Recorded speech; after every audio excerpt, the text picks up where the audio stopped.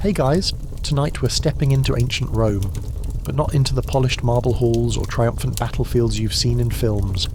No, we're walking the narrow alleys, climbing creaking staircases, and waking up in the body of an ordinary Roman. This isn't the empire of emperors, it's the world of the worker, the widow, the tenant, the slave. And by the end of the day, just one day, you might find yourself wondering how anyone survived it at all.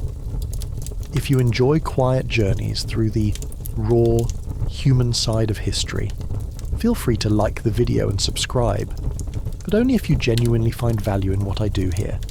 And before we begin, I'd love to know, where are you listening from tonight? What time is it where you are? It's always fascinating to see this little community stretch across time zones and continents. Now, settle in, dim the lights, maybe turn on a fan for that soft background hum, and let's begin. You wake not to an alarm, but to the layered noise of a city that never truly sleeps. The sun hasn't yet crept above the tiled roofs, but the street below is already restless. Wooden cart wheels grind against uneven cobblestones. Hooves clatter, traders bicker, dogs bark. Someone is already shouting about fish, though you can't imagine who's buying it this early. You roll over, but there's no comfort to be found. The straw mattress beneath you has long since flattened, the sack torn in places spilling bits of dry stalk that scratch at your skin. Your back aches from another night on wooden planks, and you're half certain a rat scurried over your feet while you slept. The air is thick, not with warmth, but with human breath. Too many bodies, too little space. You share this single room with your family, perhaps extended kin, or strangers who pay a few denarii to sleep beside you. Privacy is a foreign luxury. The first breath you take is sour, smoke, mildew, sweat, the faint acidic tang of urine drifting up from the alley below. You've learned not to dwell on it. There's no fresh morning air when your window faces a narrow, sunless corridor of brick and shadow. The floor creaks as you rise. It's not built to hold so many. You've heard stories of upper floors collapsing, whole families crushed by their ceiling-turned tomb. But your rent doesn't cover safety, only shelter, and even that is generous. These insulae, Roman apartment blocks, were slapped together by landlords more interested in profit than longevity. They rise 5, sometimes 6 stories, a warren of timber and cheap stone. The higher you live, the cheaper the rent, but the climb is steeper, the walls thinner, the risk of fire greater. Still, you tell yourself it's better than the streets. You reach for your tunic. It's rough woven, faded and unwashed, but it's yours. You pull it over your head and cinch it with a cord. Sandals wait by the door, cracked leather barely held together by string. One sole is worn almost to nothing, but sandals too are a luxury in a world where most walk barefoot. Your morning meal is brief, a crust of yesterday's bread too dry to swallow alone. You dip it in watered-down wine, which helps, but only slightly. If you're fortunate, there's a smear of olive paste left over, or maybe a few wrinkled figs if someone saved them. A poor man's breakfast, sufficient, not satisfying. Water comes from a public fountain down the road, shared by dozens. You fetch it in a clay jug, careful not to spill. The line is long even before sunrise. People mutter, push, argue. Sometimes the aqueducts run dry for repairs or the pipes are blocked by roots or rats. When that happens, you go without, or worse, drink from places you know you shouldn't. There is no toilet in your home. Chamber pots are emptied into the street, often from upper floors with no warning. The phrase, "watch your head," is more than just polite advice. The alleys reek in the heat. Every step through the city is a cautious dance between filth and dignity. As you descend the stairs, narrow, uneven and dark, you cling to the wall. There's no railing. One misstep and it's a tumble to the bottom. You pass neighbours doing the same, some with baskets, others with children slung over shoulders. A young girl coughs sharply, not once but several times. A reminder that even a cold can be dangerous in this world. Out on the street, the city unfolds before you. Rome, heart of an empire, yes, but also a place of constant noise, jostling and uncertainty. You can smell bread baking down the road, and further off the pungent rot of spoiled fish at market stalls. A beggar sits cross-legged by the bathhouse wall, hand extended, eyes dull. No one stops. You have work to find, food to stretch and errands to run, but already, before the day has truly begun, you're tired. Your feet ache, your stomach protests, your nose wrinkles at every gust of city air. The Empire may boast marble temples and golden victories, but for you, one of the countless invisible souls who keep it running, survival is the only real triumph, and it's not even noon yet. You live high above the city, not in a tower of prestige, but in a creaking top floor where walls bend with the wind and ceilings flake dust with every footstep above. It's not by choice. The rich live on the ground. You live above the bakery, above the butcher, above the man who cures fish in open barrels. Your home is stacked on top of their smells, their smoke and their waste. The building you call home is called an insula, a Roman apartment block, and like the others, it was built fast, tall and cheap. Each year more people pour into the city, and each year builders stretch the walls higher, thinner. Safety isn't profitable. Landlords pay a single caretaker, the insularius, to watch over dozens of tenants, but he is more concerned with collecting rent than patching leaks or fixing crumbling stairs. The cracks in the plaster widen each season. You've stopped pointing them out. Your ceiling groans when the man upstairs stumbles home drunk. He urinates in a pot that he sometimes forgets to empty. Once, the contents tipped through the wooden floorboards and landed on your sleeping mat. You didn't complain, there's nowhere else to go. You dream of ground-level homes, the kind with inner courtyards, tiled mosaics and private latrines. But those are owned by domini, masters with names, estates and influence. You're just a tenant, replaceable, invisible. If your building collapsed tonight, the city would mourn the delay in bread delivery more than your absence.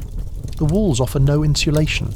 In summer, the heat rises and stays, turning your top-floor room into a brick oven by midday. In winter, the damp winds whistle through cracks in the timber, and cold creeps up through the stone. You wrap yourself in layers of wool and hope the fire stays lit, though you ration wood carefully. Fuel costs coin. The fire, now that's a gamble. To cook is to risk your life. The insulae are packed shoulder to shoulder, built of dry timber, crumbling plaster, and dreams. One overturned oil lamp, one neglected hearth, and a spark becomes an inferno. There are no fire brigades on standby, just men with buckets and shouted warnings, and they don't run toward flames, they run from them. You've seen it before. Whole blocks blackened overnight, charred beams poking from rubble like ribs, ash settling on every surface for days after. People digging through cinders for pots, sandals, bones. The fire doesn't discriminate. It doesn't care if you paid your rent on time. It doesn't care if your child was still asleep.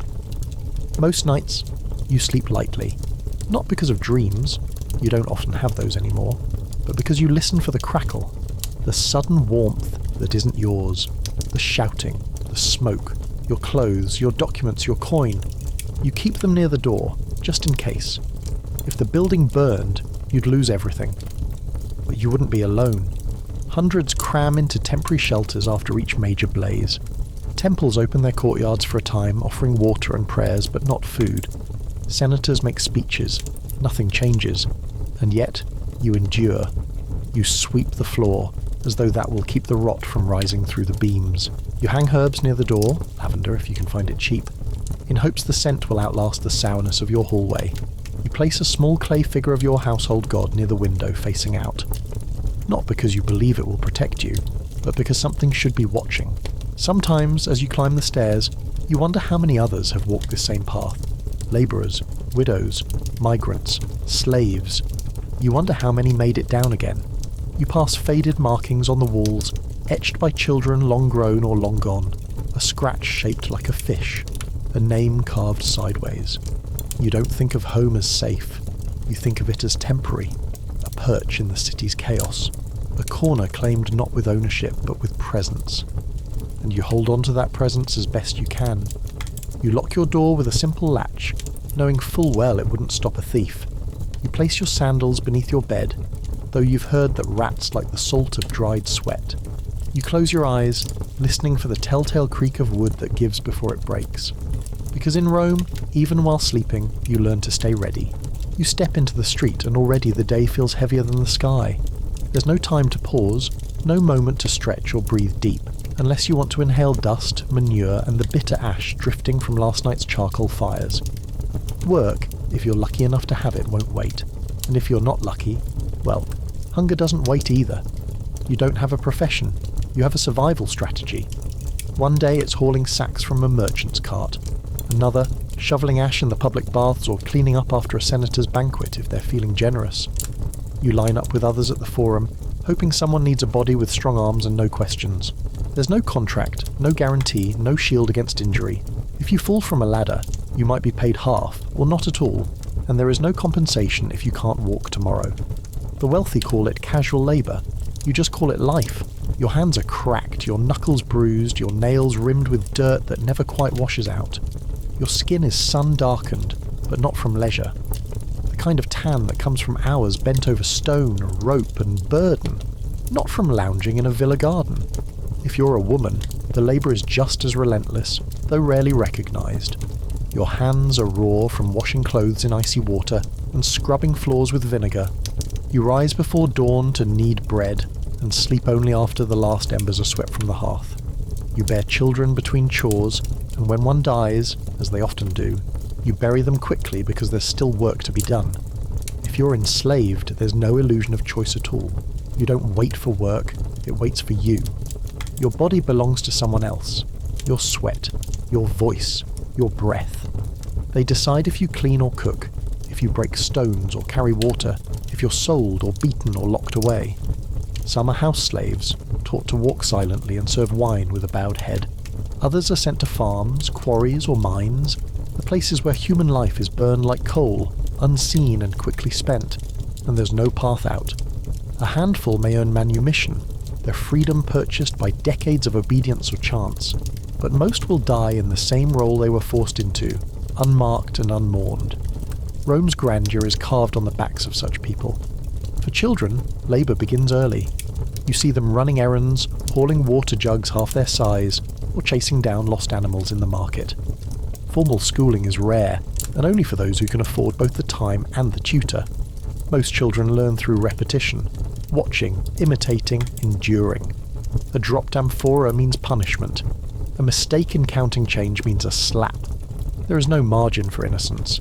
There are trades, of course. Cobblers, potters, blacksmiths, bakers, skilled workers with shops and tools. If you are born into such a family, you may learn the craft, but every hammer swing and kiln fire costs money, for wood, for metal, for oil. One bad season, one debt unpaid, and even a tradesman may find himself in the labour line again. Even in skilled work, the line between security and collapse is paper thin. You see others moving through the streets, messengers running with scrolls clenched in fist, their tunics damp with sweat, water carriers bent under sloshing clay jugs, mule drivers shouting through clouds of dust. None of them move slowly. To pause is to fall behind is to be replaced. At day's end, your muscles throb with a slow, familiar ache. Not pain exactly, just the reminder that your body is the only tool you own, and that Rome has no spares. And when you return home, feet blistered, hands numb, lips chapped from heat and dust, you find no comfort. Just the same four walls, the same stale air, the same worry about tomorrow. Will there be work? Will there be enough bread? Will your landlord raise the rent again? The empire stretches from desert to moor, from Nile to Rhine. Its roads are straight, its aqueducts tall, its legions disciplined. But you live between the stones, beneath the arches, behind the marble facades. You are the one lifting, sweating, pushing, enduring, and Rome only notices when you stop. You eat because you must, not because the meal invites you. There is no morning ritual of eggs, toast, or the comforting smell of coffee.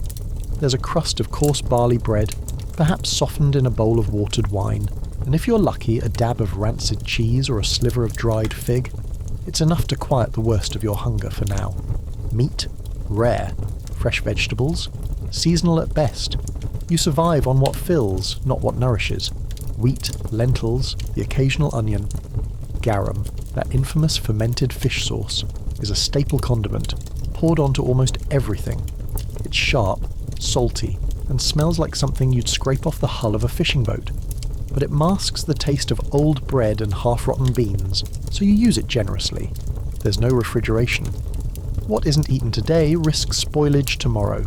Markets brim with produce under the sun, not in neat rows, but laid across rough boards, buzzing with flies and pressed close by the smell of manure, sweat and brine. The olives glisten in wooden tubs. The fish stare blankly from straw beds. Nothing is clean, and no one expects it to be. You drink wine. Not because it's pleasant, but because water is not to be trusted. Wells turn foul, aqueducts break, public fountains offer only what the city's mood allows, and even then, the cup you use might be shared with a dozen mouths before yours. Wine, cut with water, kills the taste of rust, mud and mould. You grow used to the burn. Bathing is not a private matter. You go to the public baths if you have the coin and the time. Inside, steam hangs in the air like a second skin. The caldarium is hot, wet and crowded. Bodies pressed close, voices echoing off the stone. You sweat, not just from heat but from the closeness of it all. The wet feet, the damp towels, the sighs of those who haven't bathed in days. You scrub yourself with oil, not soap. A slave or attendant rubs it across your skin, then scrapes it off with a curved blade. The strigil. It removes sweat, grime, and dead skin. Sometimes blood, if you're unlucky. Then comes the plunge into the frigidarium, the cold bath. A shock that tightens your breath and dulls your limbs. If you're poor, you bathe rarely. Water is expensive, privacy rarer. You might wash in a basin shared with neighbours, or strip down by a well before sunrise, scrubbing with a rag and hoping no one watches too long.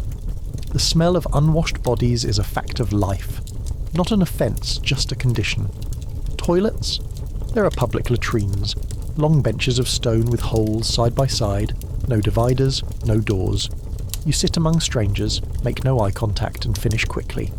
A trough flows beneath, if the water is working. You clean yourself with a sponge on a stick. Communal, rinsed in vinegar if you're fortunate. You try not to think about who used it last. In your own home, there's no latrine at all. A clay pot serves the purpose. You empty it when you can, often into the alley or into the gutter that runs down the middle of the street. The smell hangs in the air like a fog.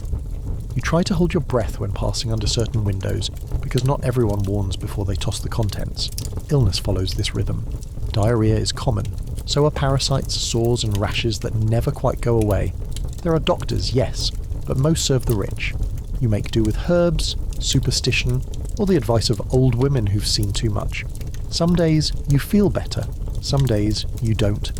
You've learned not to waste energy wishing for cleanliness. You sweep your threshold, dust your bedding, and boil what water you can. But the grime is part of the world. It settles in your hair, under your nails, along the folds of your tunic. It becomes you. Still, you eat, you rinse, you carry on.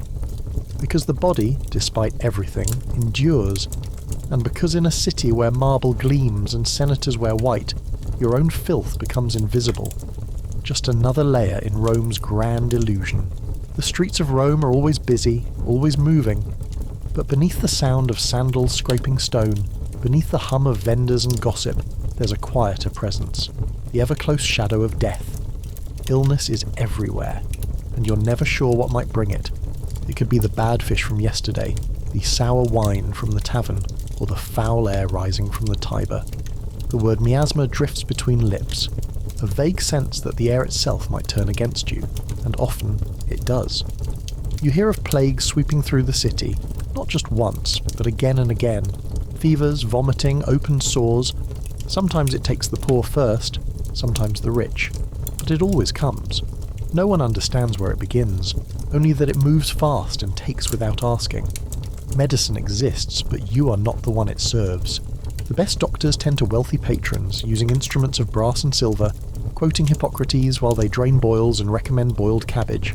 For you, healing is luck, ritual, or the stubbornness of your body. A poultice of crushed herbs, a prayer to Aesculapius, a whispered charm. These are your tools. If you're wounded, you clean it with wine if you have any.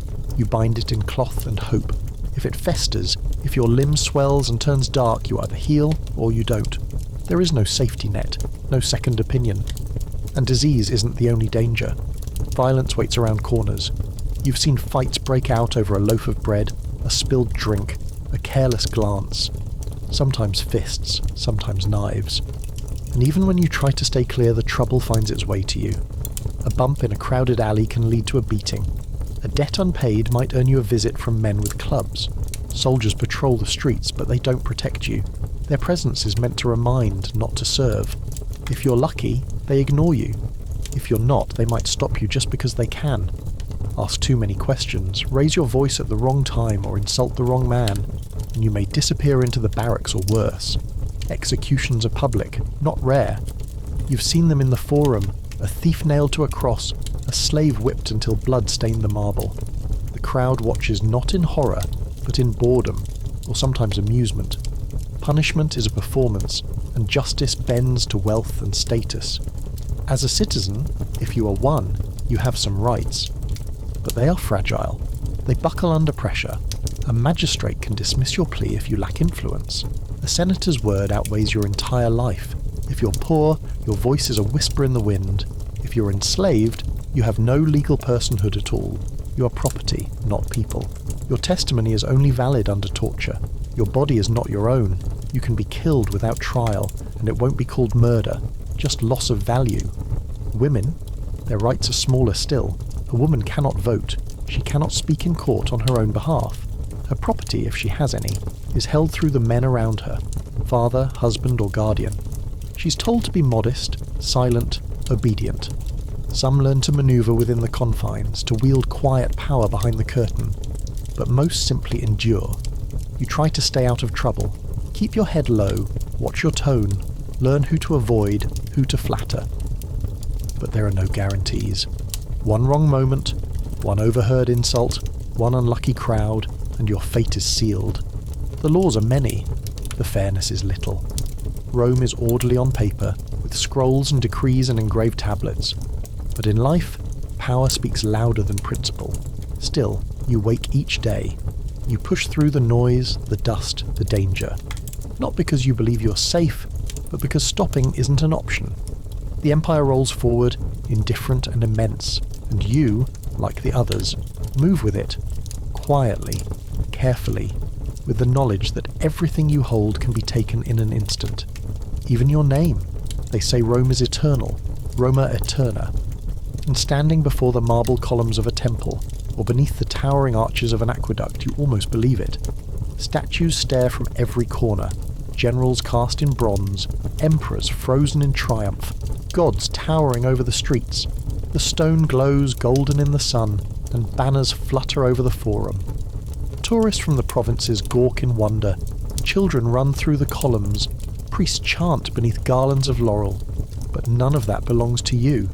You live in the cracks between monuments, in the shadows of glory. You walk past statues of men who never knew hunger, never worked a day in their life, and whose victories were bought with blood you didn't volunteer to give. The empire boasts its greatness often. You hear it in speeches about conquest, discipline, the virtue of Romanitas. But for you, none of that manifests as comfort. The victories bring gold, but it flows upward. You carry the burden, not the reward. The gladiator games are the crown jewel of Roman entertainment. Loud, brutal, theatrical. The Colosseum looms like a second sun. Tens of thousands gather, cheering, jeering, betting. You might go if someone gives you a ticket, or if the entrance is free, which it sometimes is, as a gesture of goodwill from a politician in need of votes. You sit high in the stone bleachers, barely able to see the sand below. The shouts rattle your ribs. The blood is real, but the glory is manufactured. These men in the arena, many enslaved, some criminals, are celebrated only when they die well. Their stories are short, and the city forgets them before the next bout begins. Sometimes animals are brought in, lions, bears, elephants, to be killed for spectacle. Other times, condemned men are executed as part of the entertainment, a staged myth, a costumed god, a man set aflame. The crowd cheers. You don't. It all feels distant. Not just the violence, but the celebration itself. Rome loves to stage its power, to make pageantry out of pain. Parades march down the Via Sacra, generals displaying prisoners in chains, spoils of war glinting in the sun, gold, silk, spices, exotic animals drag through the city to gasps and applause. You watch from behind the crowd. You're not part of the celebration. You're the audience it feeds on, the mass, the faceless. You're told to feel proud, but all you feel is the weight of another day. They say, bread and circuses, panem et circenses, and they mean it. Distribute just enough grain, offer just enough spectacle, and the people will not ask questions. You line up for your ration of wheat, not because it's generous, but because without it you starve. It is not a gift, it is a calculation.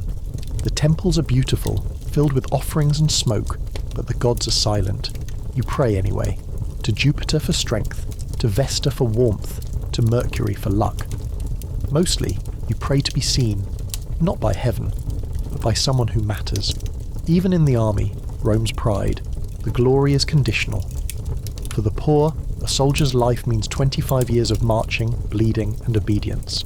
If you survive, you might be given land, but more often you die far from home, your name carved into a stone that no one visits, and yet the illusion persists. The empire surrounds you with beauty, with triumphal arches and carved reliefs, with theatre and poetry and polished rhetoric. It's meant to awe you, to remind you of your place, and to distract you from asking why it always feels so distant. You admire Rome, but you don't belong to it.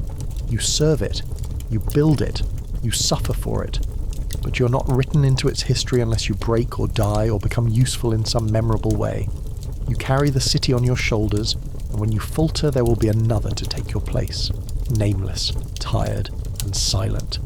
That is Rome's true miracle, not its marble, not its might, but its ability to forget the hands that built it. The day winds down slowly like a candle guttering in its final stretch. You return home, not to rest exactly, but to stop moving. Your feet throb, your hands are stiff. The ache in your back is a familiar weight. There's no celebration for surviving the day. Only silence, broken by the occasional creak of wood, the muffled murmur of neighbours, or a dog barking 2 streets away. You eat what little remains from earlier. Maybe a bowl of mushy grains or a handful of olives preserved in salt. You drink, not to relax, but to forget how dry your throat feels. There is no privacy, no soft bedding, no door that truly locks. You wrap yourself in your blanket and turn toward the wall. This was just one day, and it was enough to wear you thin. No great battles, no political intrigue, no marble columns or golden statues. Just breathe, sweat, hunger, the unrelenting work of staying alive in a world that rarely noticed your existence. The Roman Empire was mighty, but it was not kind. Not to the ordinary, not to the many, not to you. And yet, the fact that anyone endured at all is its own kind of story. Because even in the grime and the noise and the fire risk and the hunger, people lived. They laughed, they fell in love, they raised children, they sang during festivals, prayed during storms, and told stories to distract from the cold. They adapted, they endured. You see, history doesn't just belong to emperors and generals. It lives in the ones who carried water, swept floors, buried their dead quietly, and woke up again anyway. It lives in those who endured a system that gave them no statues, no tombs, no legacy, only the next day. When we picture Rome, we imagine its glories. The marble, the armies, the orators standing proud in the Senate. But those were rarefied lives. For most, Rome wasn't a dream, it was a demand. And the price of survival was everything you had to give. Maybe that's why it still captures us. Not because it was easy, but because it was real. Because even in all its cruelty, something about the Roman world mirrors our own. The distance between power and poverty. The burden carried by the forgotten. The illusion of grandeur that rests on quiet suffering. But unlike them, you can leave this world now. You're not bound to the rising sun and the shouting cart driver. You can stretch, roll over, breathe. Let the weight of their day slip away from your shoulders. Their world was harsh, but it passed. And you are here, now, surrounded by the comforts that they could never imagine. A roof that doesn't leak, a floor that won't collapse, water that flows clean, a blanket that's soft, a bed that waits. So take a breath. Let go of the smoke, the dust, the hunger, the noise. Let it all fade into the quiet. You've walked the streets of Rome today, not as an emperor, but as someone real. Someone who felt the chill of cracked stone, the ache of labour, and the silence of being overlooked. And yet, you endured, just as they did. Thank you for joining me tonight. If you found peace in this quiet walk through history, consider supporting the channel, but only if it feels right to you, and so end your day in the Roman Empire, not as a senator or a soldier, but as one of the many who laboured quietly beneath its grandeur. But what if you weren't poor? What if you had power, real power, yet still found yourself a prisoner? Tonight, We move now from the alleys of the Empire to its palaces, from the broken sandals of the street to the velvet silence of the imperial court. There, behind marble columns and heavy drapes, lived a man who seemed to have everything: wealth, intellect, influence. And yet, he wrestled every day with doubt. Lucius Annaeus Seneca, Stoic philosopher, playwright, advisor to Nero, taught that true happiness comes from virtue, self-control, and detachment from power. But he was also one of the richest men in Rome. He wrote about simplicity while managing an estate so vast it rivaled kings. He preached against tyranny while tutoring one of history's most infamous emperors. His life is not just a story of contradiction, it is a study in quiet collapse. So settle in again and listen closely, because sometimes the hardest thing to survive is yourself. Long before he stood in the courts of emperors or wrote the meditations that would survive millennia, Seneca was just a boy, born in the dry, stony land of Hispania, far from the marble forums of Rome. His birthplace was Cordoba, in the Roman province of Baetica, sometime around 4 BCE. His family was well off, educated, and Roman in every visible way. His father, Seneca the Elder, was an orator and writer, the kind of man who believed in structure, discipline, and the sharpening of the mind. The boy grew up listening to the rhythms of rhetoric, the rise and fall of Latin arguments, the weight of a well-placed pause, the precision of thought shaped into speech. He learned early that words, when wielded properly, could move men like armies. But the world he was raised in was not simple. Rome was vast, and power was often cruel.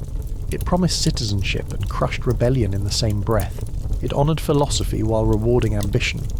These were lessons the young Seneca would carry and question for the rest of his life.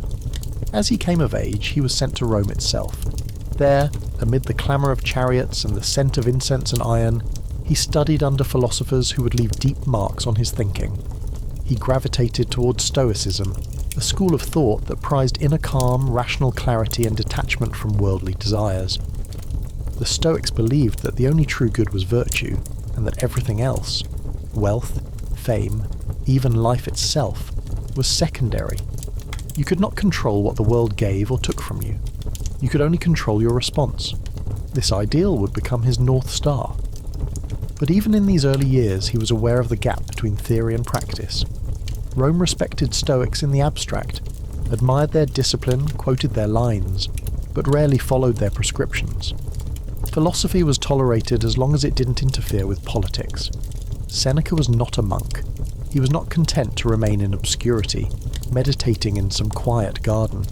He was ambitious, eloquent, and brilliant, and Rome noticed. His speeches drew attention, his writings impressed.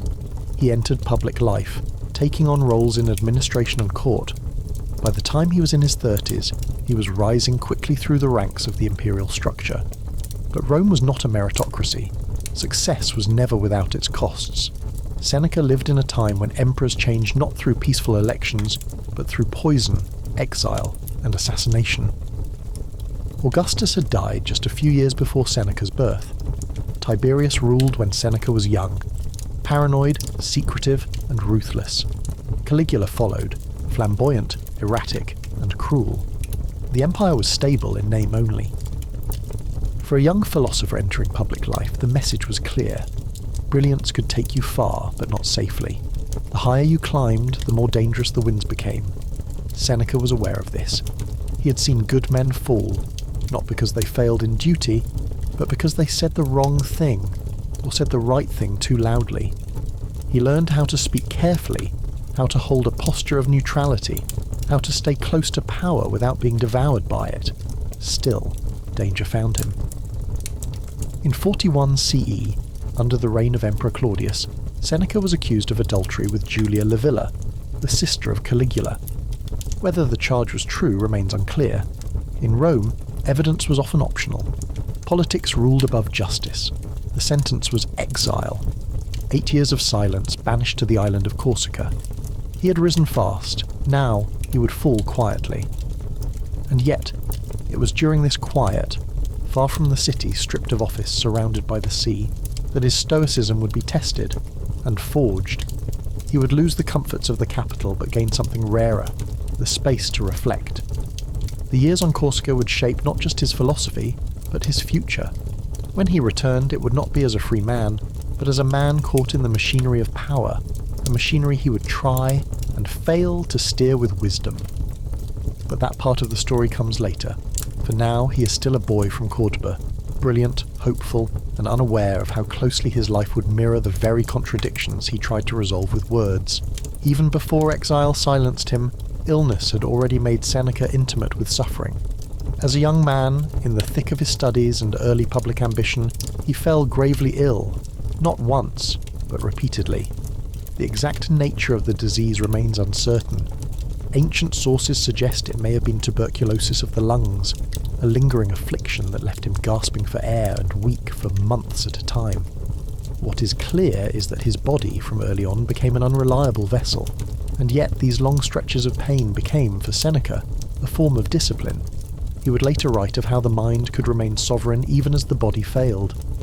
That true strength was not in health, or beauty, or youth, but in how one bore misfortune. The man who has anticipated the coming of troubles, he wrote, takes away their power when they arrive. It was more than philosophy, it was necessity. While others feared illness as humiliation, Seneca tried to meet it with clarity. In one letter he described an episode where he had vomited blood, calmly, without panic, as if reporting a change in the weather. He did not exaggerate or dramatize. That too was stoicism, suffering without spectacle. Still, it was not a peaceful life. Rome was not a place where weakness was forgiven. Public men were expected to perform strength, and so Seneca returned again and again to his duties whenever his health allowed, even if his lungs ached and his steps were slow. He knew that philosophy offered dignity in pain, but dignity did not pay debts or secure political allies. Stoicism was useful in principle. In Rome, it needed to be survivable in practice. The philosopher and the politician began to share space in him, uncomfortably. During these early decades, Seneca also began to refine his voice as a writer. He composed essays, speeches, and eventually tragedies. Dark, intense plays full of violence, betrayal, and fate. They were performed on stage, but also whispered through the upper classes, admired for their craftsmanship. In them, the conflict between reason and chaos played out not in calm reflection, but in blood and fire. This too reflected something in Seneca's life, the tension between the Stoic ideal and the reality of Roman life. To live wisely in Rome meant navigating violence with detachment, wealth with humility, and ambition with caution. It was a paradox he never fully resolved. In private, he corresponded with other philosophers. He collected Stoic sayings, reflected on ethics, and drafted meditations that would later form the basis of his most enduring letters. These early writings were less polished than his later work, but already they carried a consistent theme, that life was brief, fortune unreliable, and virtue the only true anchor. Then came Claudius. In 41 CE, after Caligula's assassination, Claudius rose to power. Seneca, already marked by his popularity and rhetoric, found himself vulnerable. The charge of adultery with Julia Livilla, true or not, was politically convenient. He was sentenced not to death, but to exile, a quieter punishment, a removal rather than a spectacle. Corsica was no paradise. It was remote, rugged, and distant from the life he had built in Rome. For 8 years, Seneca lived there, writing, reflecting, but also bitterly aware of what he had lost. His letters from this period show a man who clung to stoicism, but not without difficulty. He asked himself whether virtue meant accepting isolation, or whether his gifts were being wasted. He wrote consolations, to others and to himself. One, to the mother of a deceased boy, reads like a mirror turned inward. "You have been shipwrecked," he wrote. "Shall you therefore sit moaning on the shore?" Stoicism in this period became not only a philosophy, but a scaffold, something to hold him up as the world retreated. Yet the exile would end. In 49 CE, after years of silence, an unlikely letter arrived. The new empress, Agrippina the Younger, mother of a teenage Nero, requested his return. She wanted him not as a statesman, but as a tutor. Seneca, once discarded by the court, was now being summoned back to the heart of imperial power. And so, after years of sickness and isolation, the philosopher re-entered the world of politics, not as a man seeking influence, but as a man already changed by suffering, a stoic in theory, a survivor in practice. What followed would test both roles to their limits. The island of Corsica was not the end of Seneca's story, but it felt like one. For a Roman statesman, exile was often a form of slow death. It removed the body from power and the voice from relevance. Rome thrived on proximity. To the Senate, to the Emperor, to the whispering corridors of influence. To be sent away was to vanish, not physically, but politically. You remained alive, but your name lost its weight. Seneca arrived in Corsica in 41 CE, under the orders of Emperor Claudius, exiled for his alleged affair with Julia Livilla. He would spend nearly 8 years there, long enough to grow restless, long enough to be forgotten. The island was harsh, mountainous, and largely undeveloped by Roman standards. It lacked the cultural polish of the capital, the intellectual salons, the public debates. For a man raised among orators and philosophers, the silence was profound. There were no courts to argue in, no crowds to persuade, just rock, sea, wind, and time. At first, Seneca was bitter. His early writings from Corsica reflect a man wrestling with pride and loss. He had been humiliated, and he did not hide it. His exile had not been earned by treason or incompetence, but by convenience. He was a casualty of someone else's politics, and so he brooded. But slowly, deliberately, he began to write. Not with the urgency of rhetoric, but with the slowness of thought. He composed essays of consolation to his mother, who mourned his disgrace, to a friend who had lost a son, and later to the young Lucilius, whose correspondence would form the famous Letters from a Stoic. These were not performances, they were reflections, quiet meditations on loss, suffering, and the strange shape of fortune. Philosophy became his conversation partner. He wrote of how everything could be taken except one thing, the control over how one reacts. A wise man is content with himself, he wrote, and is indifferent to whatever may befall him. But even in these lines, one hears not a man at peace, but a man trying to become peaceful. Corsica tested his stoicism more than any courtroom or palace could. There was no enemy to debate, only himself. And yet, even here, ambition flickered. Seneca never fully surrendered to obscurity. He remained in correspondence with those in Rome, carefully, cautiously, watching the tides of influence. He knew that emperors rose and fell. Claudius would not live forever, and exile, though long, was not always permanent. He remained sharp, even as the years passed. In 48 CE, the imperial court shifted again. Claudius, now under the growing influence of his wife Agrippina the Younger, sought a tutor for her son, a boy named Lucius Domitius Ahenobarbus, known to history as Nero. It was a strange choice. Seneca, disgraced and absent for nearly a decade, seemed an unlikely candidate. But Agrippina was no ordinary empress.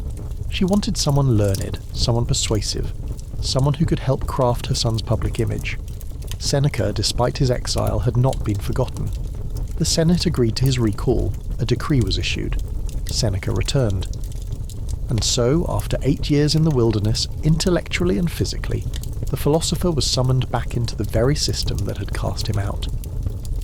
He returned to Rome in 49 CE, not as a rebel, but as an employee. His new job was delicate, to educate a teenager in rhetoric, ethics, and public image, all under the watchful eye of a mother known for her ambition. Agrippina did not want a philosopher. She wanted a sculptor, someone who could shape Nero into a ruler. Seneca accepted. Why? Perhaps he believed he could do good, that he could guide power toward virtue. Perhaps he was tired of exile, tired of silence. Perhaps he still hoped that Stoicism could be lived not just in theory, but in practice, even at the heart of an empire. It was a gamble, a return to relevance, but also to risk. He would soon discover that serving power does not mean mastering it, and that tutoring a future emperor was not the same as taming one. When Seneca stepped off the ship and returned to Rome in 49 CE, the city had changed, and so had he. His name, once whispered with scandal, was now spoken with curiosity. The court that had cast him out now welcomed him back, if cautiously. He was older, leaner, and perhaps wiser. But Rome, as always, was not interested in wisdom for its own sake. It was interested in control, in image, in results. Seneca had been recalled not to philosophize, but to instruct. His pupil was a teenage boy of immense consequence, Lucius Domitius Ahenobarbus, Nero, the only son of Agrippina the Younger, great-grandson of Augustus, heir to an empire. At first glance, Nero was not fearsome. He was pale, delicate, prone to moodiness, but beneath the surface was ambition, not yet violent, but waiting. His mother, Agrippina, had plans for him, and Seneca's role was simple: make the boy acceptable, refine his speech, polish his manners, teach him the art of appearing noble. Seneca did what was asked. He taught Nero to speak with grace and authority. He introduced him to the classics. He softened the boy's rough edges, and, perhaps most dangerously, he began to believe in the project. There was a brief moment, barely a flicker in Rome's long history, when it seemed like Nero might be moulded into something decent. In 54 CE, when Claudius died, Nero ascended the throne at the age of 16. The empire braced itself for chaos, but to their surprise, the early years of Nero's rule were calm, even promising. Much of this was attributed to Seneca and another advisor, Burrus, the head of the Praetorian Guard. Together they managed the young emperor's impulses, smoothed his decisions, and issued reforms that gained public favour. Taxes were adjusted, corruption was addressed, executions slowed. The Senate was consulted, at least in form. There was a sense, however fragile, that Stoic reason had found a place at the heart of power. Seneca wrote speeches for Nero, careful, thoughtful addresses that portrayed the emperor as merciful, moderate and enlightened. The words were Seneca's, the voice Nero's. For a time, it worked. Rome exhaled, but beneath this calm surface, tensions brewed. Nero had no interest in being governed. He tolerated his mother's control and his tutor's counsel, but the throne awakened something in him, a desire not just to rule, but to be adored. He fancied himself a poet, an actor, a musician. He craved applause, not advice. Seneca watched this transformation with quiet alarm. The philosopher who had once taught that true happiness came from virtue now found himself ghostwriting for a boy who wanted fame above all. And yet, he stayed. Perhaps he believed he could still steer Nero. Perhaps he feared what might happen if he left. Agrippina too became a problem. Once the power behind the throne, she found herself increasingly pushed aside. Nero resented her influence, her commands, her constant presence. And when she began to challenge his independence, he began to plot. In 59 CE, Nero ordered her death. The details are grotesque. A failed drowning, a staged accident, and finally, the blade. Rome murmured, but dared not speak loudly. The emperor had killed his mother, and Seneca had remained silent. It was a turning point. Seneca, who had once written that "he who allows evil is as guilty as he who commits it," found himself entangled in the very evil he had warned against. He did not resign. He did not protest. He withdrew further, advised less, and watched more. Perhaps he still hoped to do good from within. Perhaps he had gone too far to return. Or perhaps, like many who walk too close to power, he had begun to lose the clarity that once defined him. The boy he had tried to shape was now shaping the world, and not with wisdom. Seneca had taught Nero to speak. He had given him the tools of rhetoric, the language of mercy. But language, once unleashed, can twist into anything, and Nero had learned not how to rule, but how to perform. Seneca was now deep inside the palace, not just physically, but morally. His student had become emperor, his writings were read aloud to the Senate, and his name was whispered in the same breath as power. For a Stoic, this should have been a warning, yet Seneca stayed. In these years, roughly between 55 and 62 CE, Seneca was not merely Nero's tutor. He was his voice, his conscience, his shadow. Officially, he held no title beyond advisor. Unofficially, he was among the most powerful men in Rome, and with that came contradiction. He still wrote philosophy. His letters to Lucilius grew more refined, more reflective, often returning to the same themes: the fleeting nature of life, the dangers of ambition, the importance of virtue. No man, he wrote, is crushed by misfortune unless he has first been deceived by prosperity. The palace was filled with prosperity and deception. Seneca lived in opulence. His estate stretched across Italy. His servants were numerous. His lifestyle, grand, tasteful, expensive, contradicted almost every Stoic ideal he once praised. But he did not deny this. He addressed it cautiously in his writings. He claimed to use wealth without being used by it, to enjoy comfort while remaining inwardly detached. He wrote, "It is not the man who has too little, but the man who craves more, who is poor." And yet, he had more than most Romans could imagine. To his credit, Seneca never pretended to be perfect. He saw his own compromises. He tried, in his letters, to draw a line between theory and reality, to show that even a philosopher could struggle to live as he taught. But in Rome, where action spoke louder than ethics, many saw only the hypocrisy, and still his influence continued. He tried to soften Nero, to guide him gently toward clemency. He recommended moderation, praised restraint. Some of Nero's early policies, financial reforms, public works, limits on executions, likely bore Seneca's fingerprints. But the emperor was changing. The death of Agrippina had severed Nero's last external restraint. The young ruler grew erratic, indulgent, paranoid. He surrounded himself with flatterers, actors, lovers, anyone who fed his hunger for applause. He began to resent advice, no matter how gently given. Seneca responded by stepping back. He pleaded to retire, citing age, health, philosophical duty. Nero refused. The court needed his presence. His reputation gave the regime a veneer of morality. Seneca, the Stoic sage, was useful, and so he stayed. In private, he wrote, he returned often to the theme of death, not morbidly, but with clarity. "Let us prepare our minds as if we'd come to the very end of life," he advised. "Let us postpone nothing." These were not the words of a man at peace. They were the quiet calculations of someone waiting for the inevitable. Even in public, his speeches became more cautious. He avoided direct confrontation, urged Nero to follow the examples of good emperors past. But the words rang hollow. Nero did not want examples. He wanted freedom. He wanted to rule unchallenged. And Seneca, despite his eloquence, was now seen less as a mentor and more as an obstacle. The philosopher once believed that reason could guide power. That virtue, if spoken well enough, might influence the will of a tyrant. But Rome was not a place ruled by reason. It was ruled by fear, ego, and spectacle. Seneca had spent his life refining his thoughts into elegant words, clean, careful, disciplined. But now those words echoed in hallways where no one listened. He had taught Nero how to speak beautifully, but beauty could not make cruelty wise. By 62 CE, Seneca saw the shape of the future. He had lost the emperor's ear. He had gained immense wealth and lost nearly all control. The palace, once a place of ambition, had become a place of quiet dread. He continued to write, as he always had, on mercy, on anger, on the brevity of life. The essays grew more urgent, more resigned. He knew what was coming. The empire was drifting, and he, like so many before him, would not be spared.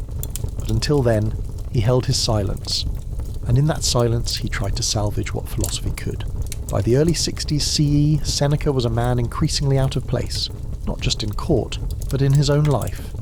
He had served power long enough to see what it cost. Nero had grown erratic and dangerous. The court was shifting towards suspicion and bloodshed. Those who once advised now bowed. Those who once stood tall now disappeared. Seneca wanted out. He petitioned Nero more than once for permission to retire. He cited his age, his health, his philosophical calling. Each time he was denied. Nero smiled, thanked him for his loyalty, and insisted that Rome still needed his wisdom. But what Nero truly needed was Seneca's name, his presence as a moral ornament, a symbol of virtue standing quietly beside vice. So Seneca began a quiet withdrawal. He attended fewer meetings. He issued fewer opinions. He spent more time in the countryside on his estates, writing instead of speaking. But his absence was not unnoticed. In Rome, silence could be interpreted many ways, as criticism, as defiance, as plotting. Even passivity could be dangerous. And there was another problem Seneca could not silence: his wealth. By this point, Seneca was one of the richest men in the empire. His holdings included villas, land, slaves, and investments scattered across multiple provinces. Some sources, likely exaggerated but telling, claimed he had lent vast sums at high interest to British elites, accelerating unrest in the province. Whether or not the figures were true, the perception lingered. The philosopher who preached detachment owned more than many senators. Critics did not hesitate. Pamphlets circulated. Satirists whispered. Was this stoicism, to speak of simplicity while dining on silver, to write of virtue while managing debtors? Even some of his admirers struggled to reconcile the teachings with the man. Seneca tried to explain. He argued that wealth, if used wisely and without attachment, did not corrupt the soul, that a philosopher could live in comfort so long as he was not ruled by it. Wealth, he wrote, is the slave of the wise man and the master of the fool. But the line was hard to see from outside, and Rome was no longer interested in subtle arguments. The political climate was turning. Nero was becoming increasingly paranoid. Executions resumed, quietly at first, then boldly. Old friends vanished. Loyal servants were accused of conspiracy. The air around the palace grew sharp with suspicion. Seneca's name still carried weight, but it was now a liability as much as a shield. He had been too close for too long. If a plot did emerge, even in rumour, it was likely he would be implicated, whether he participated or not. And so, he withdrew further.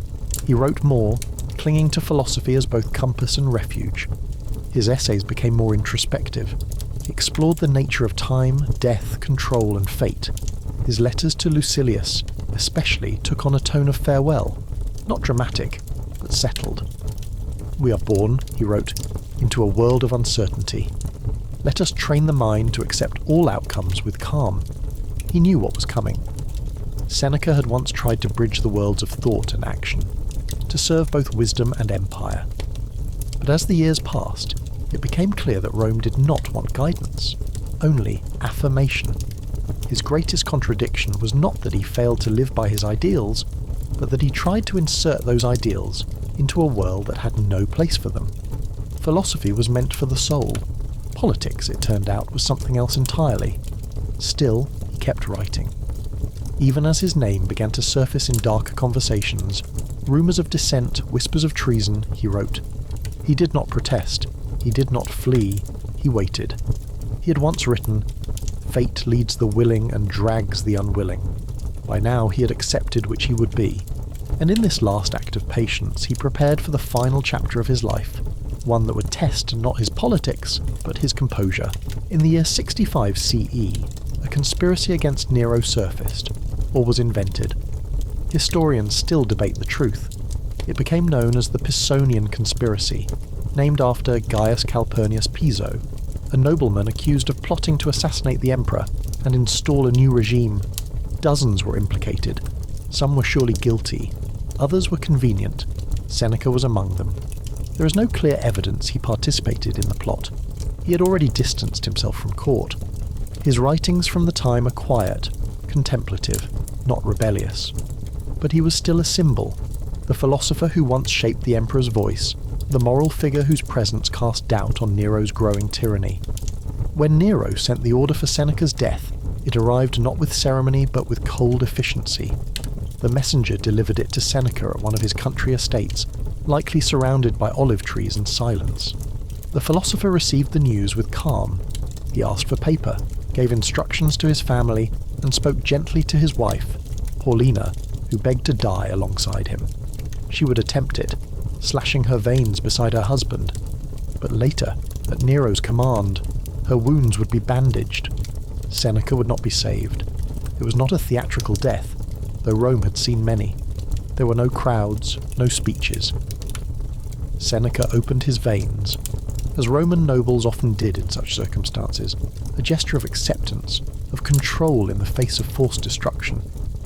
But his body was frail, his blood slow to flow. He drank poison, perhaps hemlock, but it failed to end him quickly. At last he was placed in a warm bath, the steam meant to hasten the end, and there, in that quiet place, surrounded by a few close friends and fading light, Seneca died. Not with outrage, not with fear, with composure. It was, in a sense, the most stoic act of his life. He had spent decades writing about death, how it was nothing to fear, how it simply marked the end of sensation, how a wise man welcomed it like the setting of the sun. Now he had to prove it, not in theory, but in flesh. And he did. His death was not noble in the grand Roman fashion, no triumphal arch, no final speech to the Senate, but it was noble in the way he had always described virtue, quiet, disciplined, inward. It was a rejection of chaos, even as chaos closed in. In the years that followed, Nero would descend further into paranoia and violence. His reign would end in disgrace. His name would become shorthand for excess and madness. But Seneca, though flawed, compromised and human, would endure differently. His letters and essays survived. They would be copied, studied, passed down through centuries. In them, people would find a mind grappling with how to live well under conditions that were often anything but. He never claimed to be a perfect Stoic. He admitted contradiction. He questioned himself. But in doing so, he made philosophy human, not distant or rigid, but responsive, struggling, real. He wrote, "As long as you live, keep learning how to live." That line would echo long after the empire that surrounded him crumbled. Seneca's life was a paradox. A man of virtue living among corruption, a Stoic who owned estates, a moralist who tutored a tyrant, a thinker who served power, and yet never fully surrendered to it. In the end, his greatest contribution was not that he changed Rome. He didn't. Rome remained what it was, brutal, brilliant, indifferent. His contribution was quieter. He gave voice to the inner life, to the idea that the mind could remain untouched, even as the world darkened around it. That dignity could exist without victory. That death could arrive without panic. Seneca died not as a politician, not as a reformer, not as a revolutionary. He died as a man who had thought deeply, failed often, and still chose clarity at the end, a calm death in a cruel world. Seneca's final breath marked more than the end of a man. It was the fading of a certain kind of voice, one that tried to reason with power, to hold on to virtue amid empire. But empires do not listen forever, and neither do they remember well. Now, we leave behind the chambers of Rome and turn to a quieter story, one that takes place far from the palaces of power, in a coastal city where the world once gathered to learn. There was a time, long before printing presses, before satellites and digital archives, when a group of rulers, scribes and scholars tried to gather all human knowledge into one place.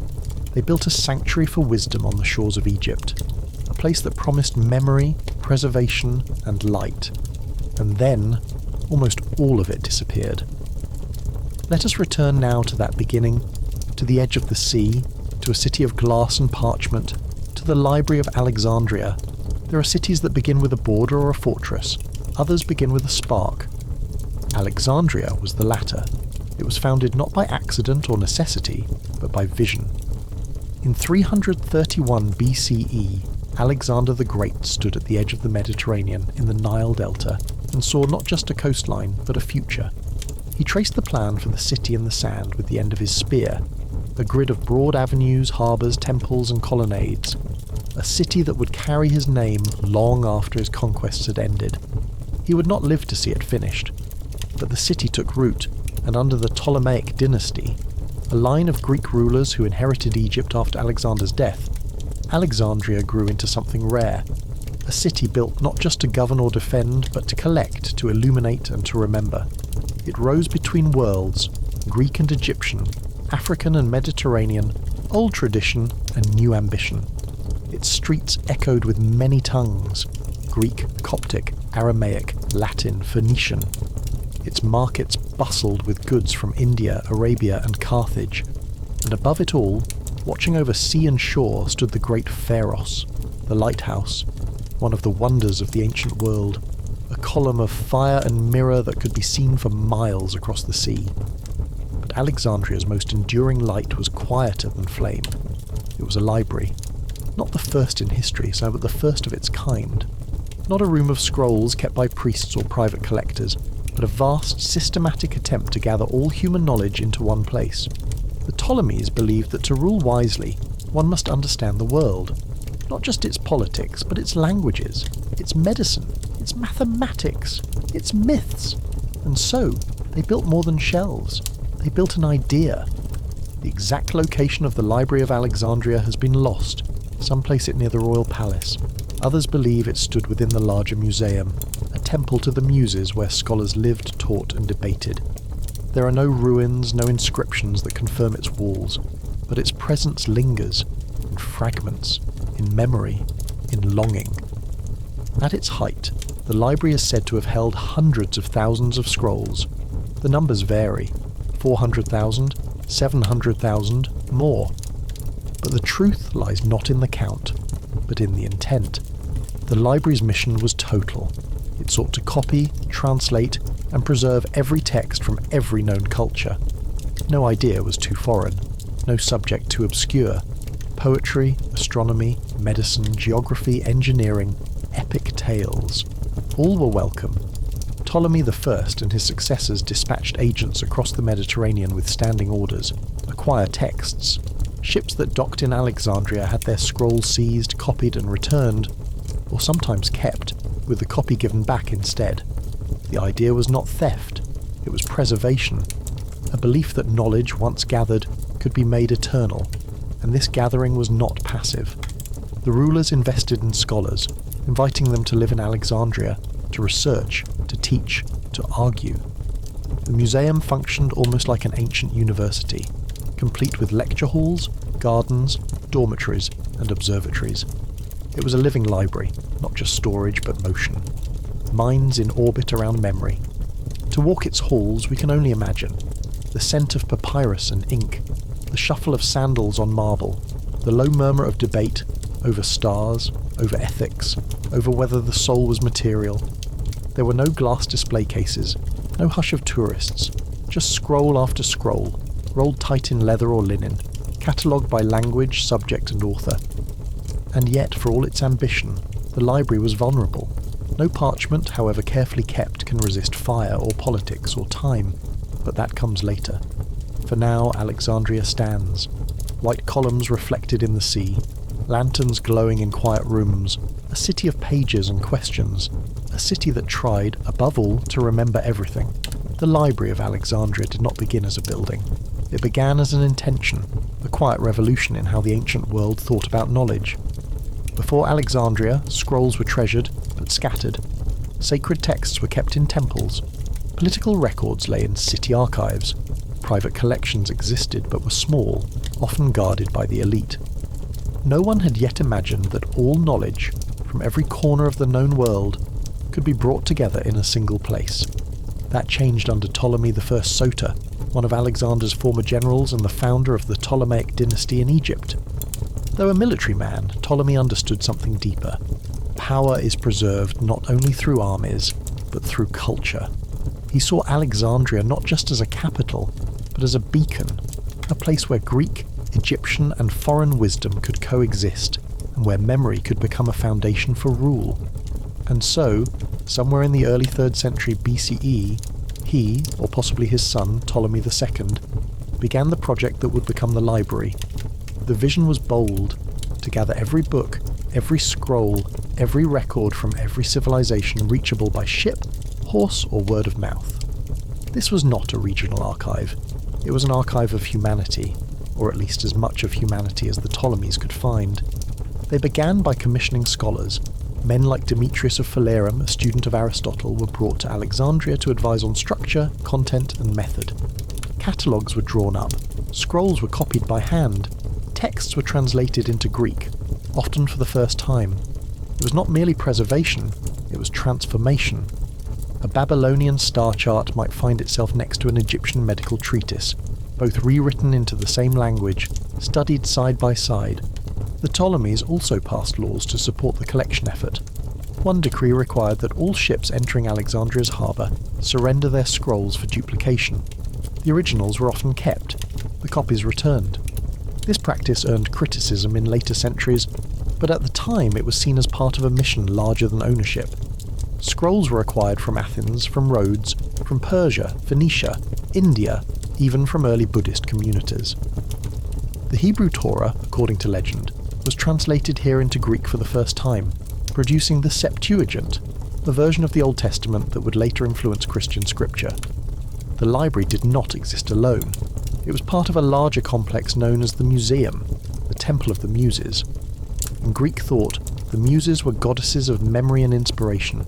The museum was not a shrine to the past, but a house for living inquiry. Inside, scholars lived full-time, paid by the state, provided with housing, food, and access to the library's collections. They studied medicine, astronomy, philosophy, geography, music, and mechanics. They taught. They debated. They experimented. One of the early directors of the library, Eratosthenes, used its scrolls to calculate the circumference of the Earth with remarkable accuracy, over 2,000 years before satellites confirmed it. Another, Aristarchus of Samos, proposed that the Earth revolved around the Sun. The idea was dismissed but recorded. Others catalogued animals, compared mythologies, developed grammar systems, and traced the roots of language. The scope was vast, but so was the method. The library organised its scrolls by subject and author, labelling each with a short tag. This was likely one of the first large-scale efforts at classification, an ancient forerunner to modern metadata. The knowledge wasn't just collected, it was structured, and always, the goal was completeness. Even now, the ambition of the library is startling. In a world without printing, without carbon paper, without digital backups, they attempted to duplicate the thoughts of thousands of years, across dozens of cultures, into a single, accessible form. It was a defiant gesture against forgetfulness, a belief that knowledge, if gathered carefully enough, could transcend war, time, and accident. But all things gathered are also at risk of scattering, and all light, however carefully tended, can dim. For now, though, the flame still burns, the scribes still copy, the scrolls still line the walls, the scholars still walk the gardens. Alexandria believes, for a moment, that nothing need be lost again. There are no photographs, no floor plans, no ruins that definitively mark the shape of the Library of Alexandria. And yet, in a way, we still see it. We imagine tall shelves of cedar or stone running the length of cool corridors, scrolls wrapped in linen or tucked into ceramic jars, each tagged with a simple line. On the movement of the stars, remedies for the bite of a viper, Homer, Book 3, copy of Athens. The air smells of parchment and ink, oil lamps and seawater. The light filters in through latticework, soft and dappled. This is not the silence of a tomb. It is the hum of inquiry. The library held more than books. It held people, scholars from across the ancient world, brought here to learn, teach, and live within the museum's marble walls. They did not come for fame. They came because this was the only place where so much knowledge, Babylonian astronomy, Egyptian medicine, Greek philosophy, Indian mathematics, existed side by side. These thinkers walked slowly. They read aloud to one another. They copied, translated, debated. Their lives were centred not around politics or wealth, but around the careful unfolding of thought. Who were they? There was Eratosthenes, the polymath who, using little more than a scroll, a stick, and shadows cast in wells, calculated the circumference of the Earth with astonishing accuracy. He also devised one of the earliest known latitude-longitude systems and directed the library itself. There was Hipparchus, who refined astronomical tables, trying to bring order to the movement of the stars. There was Aristarchus of Samos, who, centuries before Copernicus, proposed that the Earth orbited the Sun. There was Herophilos, a physician who studied the human nervous system, naming the retina and describing the pulse.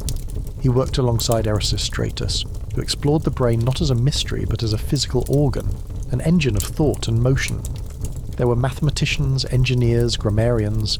There were poets and translators. Many of their names are lost. Some never wrote for posterity, and they were scribes, teachers, commentators, and yet their fingerprints remain on the scrolls that survived, copied by later hands. What did the library hold? Everything it could find.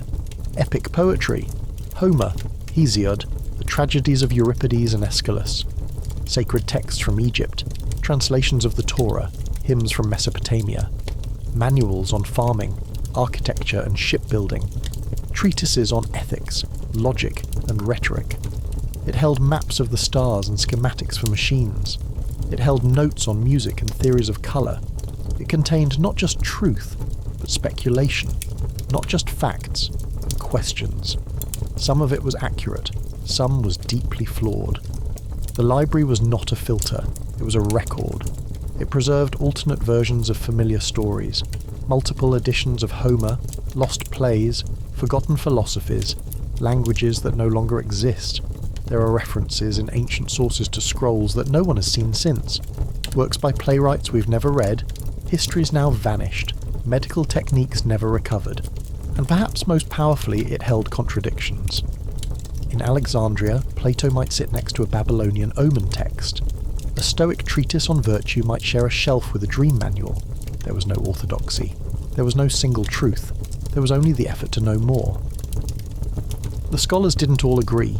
That wasn't the point. They argued over everything. How many planets there were, whether the soul had weight, whether medicine should treat symptoms or causes. These debates didn't weaken the library. They animated it. It was not a museum in the modern sense. It was a living structure. Ideas circulating through time, minds brushing up against one another like stones in a river, slowly smoothing into clarity or splitting into new branches. And though it served a kingdom, it was never national. It was Greek in language, but global in spirit.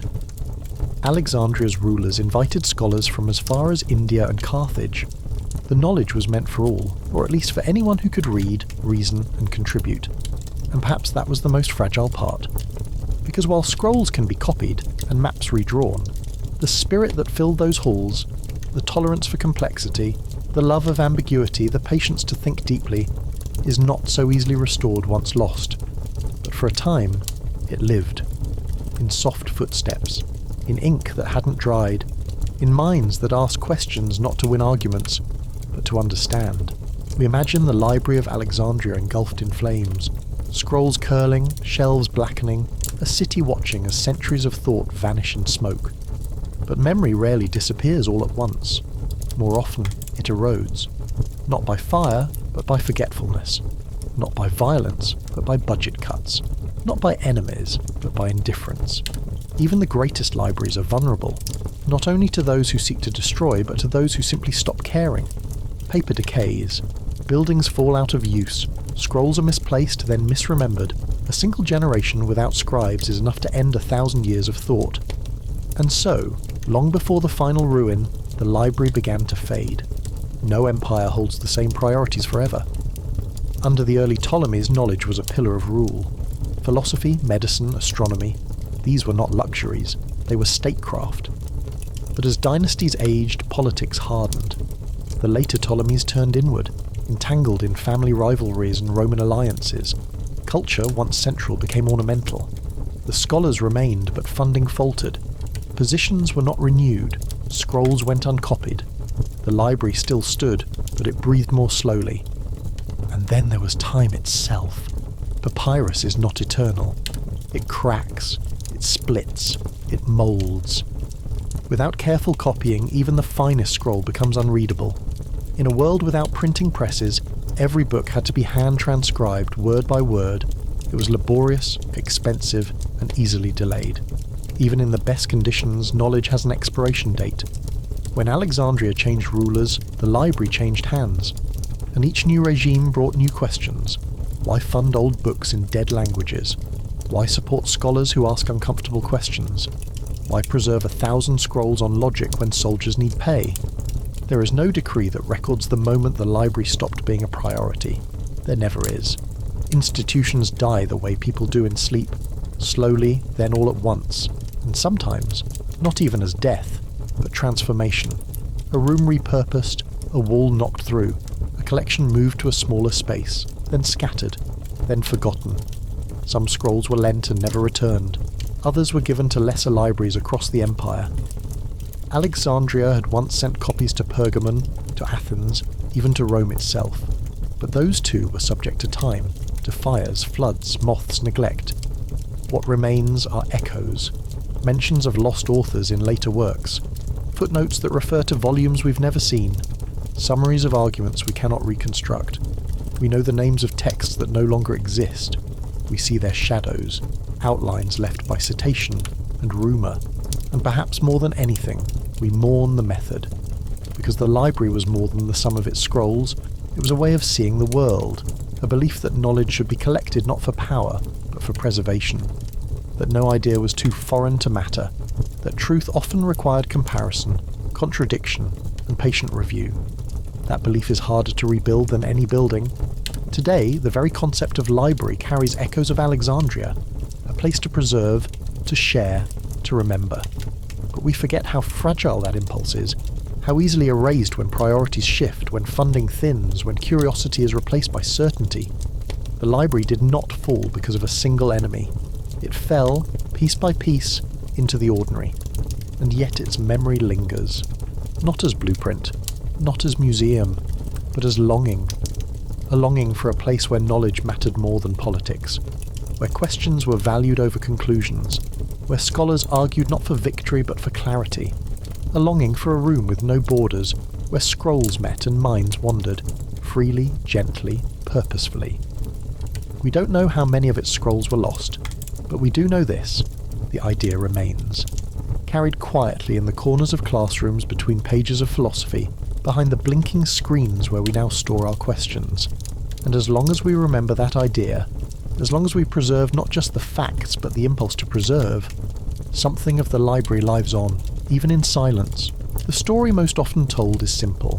The Library of Alexandria was burned. It is a powerful image. Fire licking the edges of parchment, scrolls curling into ash, knowledge vanishing in flame. A single act, tragic and final. But history is rarely so tidy. The library's destruction, if it can even be called that, was not a single event, but a slow unravelling. No one moment, no single villain, just a series of pressures, each leaving fewer pieces behind. The first and most often cited episode occurred in 48 BCE, during Julius Caesar's civil war. Caesar had pursued his rival Pompey to Egypt, where he became entangled in the power struggle between Cleopatra and her brother. During fighting in Alexandria, Caesar's forces set fire to ships in the harbour. The flames spread, perhaps unintentionally, yes, to the city's storage areas. Ancient sources like Plutarch mention that warehouses containing scrolls were burned, but they do not say the library itself was destroyed. Others are silent. What was lost that day may have been significant. Copies, archives, branch collections, but it was not the end. The library, or parts of it, likely survived. Decades later, under Emperor Aurelian in the 3rd century CE, Alexandria again became a battlefield, this time as Rome struggled to hold its provinces together. Parts of the city were destroyed. It's possible that whatever remained of the museum suffered damage or fell into disrepair. Then came Theophilus, the Patriarch of Alexandria, in the late 4th century. Christianity was rising as the dominant religion of the empire. Pagan temples were being closed or repurposed. Some believe the museum, viewed as a remnant of pagan philosophy, was targeted for destruction, its scrolls discarded or burned. But again, records are murky. The evidence is fragmentary. The accusations may be exaggerated or entirely unfounded. The most cited moment comes in 391 CE, when Emperor Theodosius I issued decrees against pagan worship. Alexandria's Serapeum, a temple complex associated with learning and possibly housing part of the library's collection, was destroyed.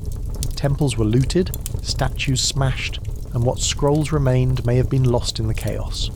But even this does not explain the library's disappearance in full. By the time of Hypatia, the mathematician and philosopher murdered by a mob in 415 CE, the library, if it still existed, had already become a ghost. A memory of greatness, a name carried by buildings that no longer served their original purpose. Centuries later, in 642 CE, during the Islamic conquest of Egypt, a legend arose.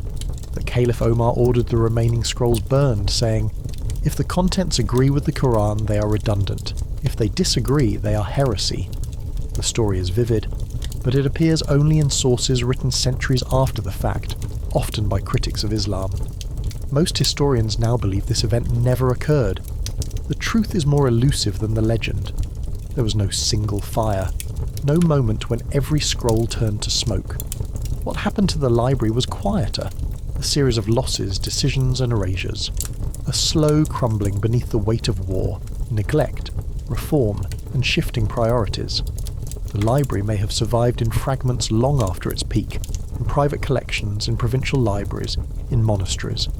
Some scrolls were copied and made their way into other traditions. Much of Aristotle's work, for example, reached the Islamic world through such channels, then returned to Europe centuries later through translation. But the library as an institution, as a centre of universal memory, faded. What remains today is a puzzle of partial sources, conflicting testimonies, and imagined drama. We want a clean ending, a villain, a spark, a lesson. But history rarely gives us that. Instead, we are left with the most human of truths, that things can be lost without anyone intending it. That knowledge, no matter how carefully kept, depends not just on preservation, but on renewal, with choice again and again to remember. The library did not burn in a single day. It dimmed gradually, room by room, scroll by scroll, generation by generation. Until one day, there was no one left who could say for certain where it had been. We do not know the full contents of the Library of Alexandria. We know only what it tried to hold. Estimates say hundreds of thousands of scrolls once lined its shelves, perhaps 400,000, perhaps more, and while many of those texts had copies elsewhere, many did not. Some may have existed only there, in one room, on one fragile roll of papyrus, copied by one careful hand. We cannot make a catalogue of the missing, but we can sense its outline, like a constellation glimpsed through broken glass. We likely lost entire plays by the great tragedians, Aeschylus, Sophocles, Euripides. Of the over 90 plays Sophocles wrote, only 7 survive. What stories did he tell in the others? What questions did he ask that we no longer know how to answer? The library almost certainly held works of philosophy now gone, not just from Greece, but from Egypt, India, Mesopotamia. Texts on ethics, cosmology, logic, and metaphysics, lost before they were ever translated. Perhaps entire schools of thought disappeared, ways of seeing the world that now live only in faint second-hand echoes. Mathematics too may have suffered. The writings of Hipparchus, who charted stars and mapped the sky, gone. Only fragments survive, quoted by later astronomers. Did he glimpse patterns we've only rediscovered now? Did he name galaxies before telescopes could reach them? We lost books on medicine, surgeries and herbal remedies, anatomical diagrams, early pharmacology. The work of Herophilus and Erasistratus was reportedly precise, based on dissection and observation. Some ancient sources claim they understood aspects of the circulatory and nervous systems that would not be restudied for centuries. Their scrolls? Gone. There may have been histories of civilizations we now barely remember. Treatises on the Phoenicians, the Nubians, the Scythians. Local stories, cultural rituals, early laws, all erased not by fire, but by the silence that follows when no one makes a copy. And yet, the greatest loss may not have been facts. It may have been voices, authors whose names are now dust, poets who invented new forms, philosophers who challenged their age and then vanished from memory. The library did not preserve only correctness. It preserved diversity, contradiction, tension, disagreement. That too is knowledge. What might have been had more survived. Would the Renaissance have come earlier if lost Greek science had been known to the medieval world? Would medicine have advanced faster had ancient anatomical knowledge reached Islamic and European physicians intact? Would astronomy, physics, chemistry, even democracy have developed differently? These are not answers we can find. They are only questions left behind, like footprints leading into a fog. Still, we can sense the shape of what we lost in what remained. When later scholars like Galen, Avicenna and Al-Farabi cite authors we no longer know, when they quote from scrolls we can't trace, we hear the library's voice, faint but still echoing. It passed through time not in full but in fragments, not in permanence but in influence. And perhaps that's the quieter truth, that no knowledge is truly safe, but neither is it entirely lost. Ideas migrate, they hide, they resurface in unlikely places. A scrap of parchment found in a monastery, a forgotten quotation embedded in a medieval manuscript, a scientific insight rediscovered 1,000 years later, as if memory itself were looping back. We like to believe that history moves forward in a straight line, but the library reminds us it does not. It stumbles, it forgets, it rediscovers, it mourns, and in that mourning something powerful happens. we realise that knowledge is not a possession, it is a responsibility. The Library of Alexandria no longer stands, but the impulse that built it, the belief that all ideas deserve a place, still flickers. In classrooms, in servers, in books shared between friends, in hands that copy, in minds that listen. We cannot recover what was lost, but we can remember that it mattered. The Library of Alexandria is gone. There are no ruins to walk through, no signposts, no archways.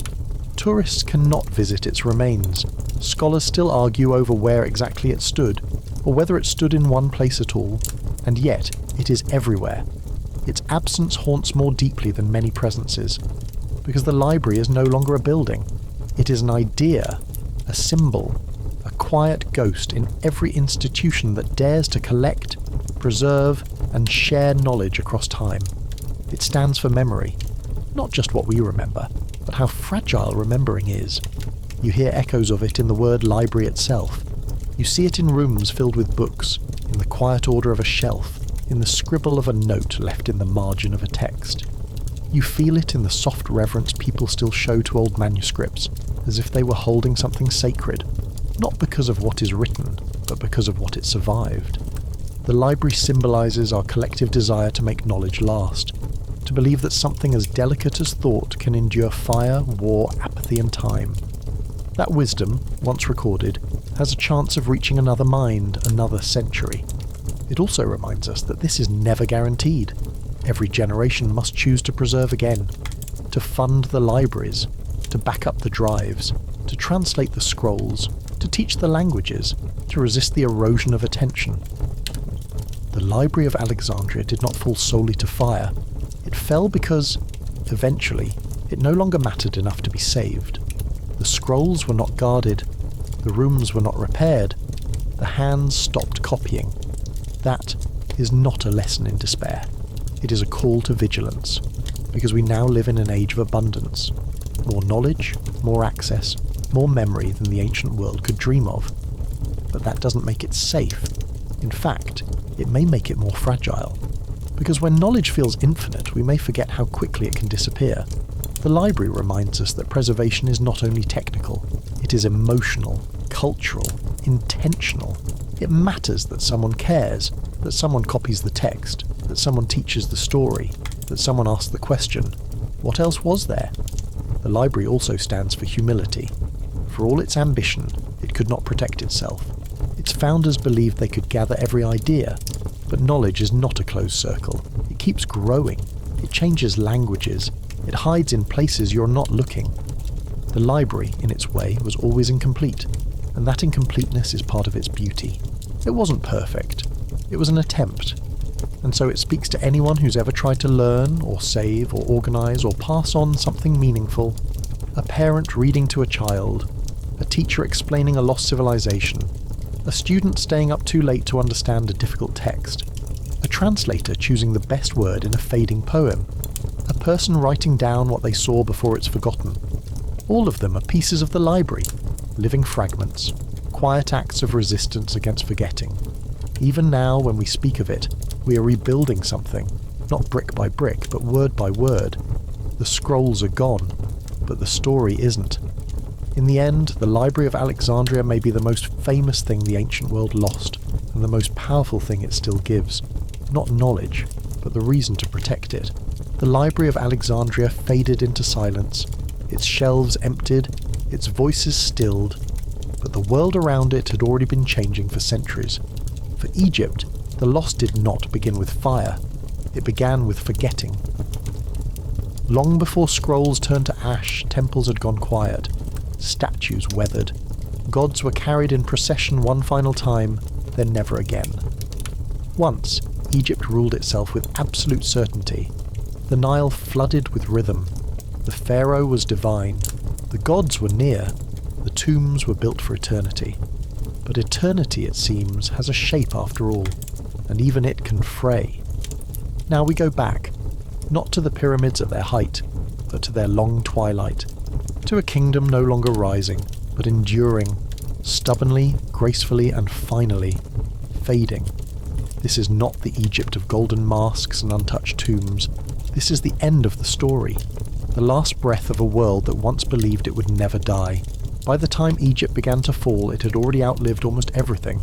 It had survived invasions, droughts, civil wars, and dynasties rising and crumbling like sandcastles. It had watched empires come and go, the Hittites, the Mycenaeans, the Babylonians, all flickers in the long shadow of the Nile. Egypt had endured them all, quietly, consistently, faithfully. It had become easy to believe it always would. For most of its history, Egypt didn't just see itself as eternal, it designed itself to be. Temples were carved from stone, not wood. Tombs were built to last beyond memory. The names of pharaohs were etched deep into granite walls, alongside images of the sun rising again and again. The Nile gave rhythm to this eternity. It flooded predictably. It receded predictably. The fields turned green, then gold, then brown, only to be born again. The gods were constant. The language changed little. The scripts were ancient long before they were called ancient.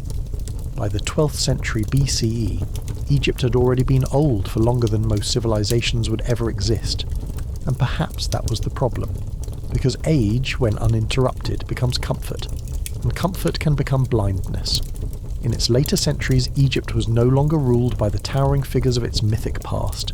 Not the pyramid builders, not the warrior kings, not the pharaohs who claimed to be sons of the sun. It was ruled by administrators, priests, regional governors, pharaohs whose names rarely echoed beyond the stone they were carved into.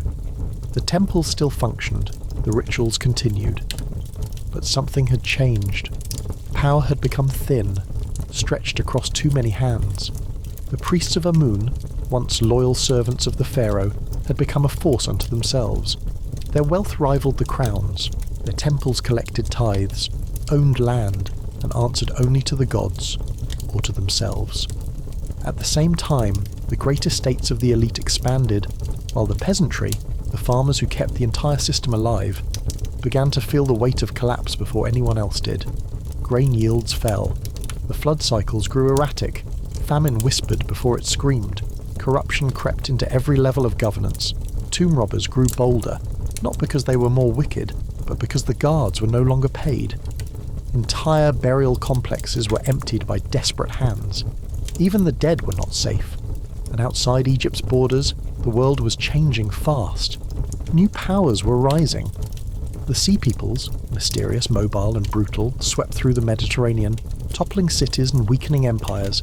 Libyan tribes moved across the western frontier. The Hittite Empire fell. Mycenaean Greece unravelled. Egypt survived these waves. Barely. Ramses III fought the Sea Peoples to a standstill. Border fortresses were rebuilt. The great statues still stood, but a storm had begun, and though Egypt had weathered many, this one was different. Because this time, the kingdom's greatest threat was not a single invader or disaster. It was time. Time wore away the certainty. Time diluted the rituals. Time made the old truths feel less urgent, less necessary. The gods were still painted on temple walls, but fewer people bowed to them. The scribes still copied hymns, but fewer knew what the words truly meant. It was not sudden. There was no single fall. There was only drift. The Nile still rose, but it brought less. The palaces still stood, but their halls echoed. The priests still lit incense, but it mixed with the scent of decay. Egypt had become what it feared most. A memory still alive, but fading. A kingdom that forgot it could fall, until it already had. The pharaoh still wore the crown. The double crown of Upper and Lower Egypt, red and white shaped like flame and fang, still sat on the brow of the king. His cartouche still marked temples. His image still appeared in profile, chisel-sharp and regal, on walls that reached into the sky. But the power behind those symbols had thinned. By the Third Intermediate Period, Egypt was no longer a unified empire in the way it had once been. The pharaoh reigned in name, but he shared the stage with others, high priests of Amun in Thebes, Libyan warlords in the Delta, and foreign settlers who had carved out pieces of Egypt for themselves. The throne was still golden, but it sat in rooms where decisions were negotiated, not commanded. Still, the rituals continued. Every coronation echoed those of the past. Every festival reenacted the cosmic cycle. Chaos defeated, order restored, the sun reborn. In public, The pharaoh was still Horus on earth. The people bowed. The priests chanted. The statues were paraded, anointed with oils dressed in gold. But there was a hollowness beneath the ceremony. The royal treasury was strained. Temples fell into disrepair even as new pylons were carved. The walls told stories of triumph, but the victories were smaller now, more symbolic than strategic. The gods were honoured in marble, but not always in action. Some pharaohs were earnest, they tried. They commissioned repairs, paid their troops, led campaigns when they could.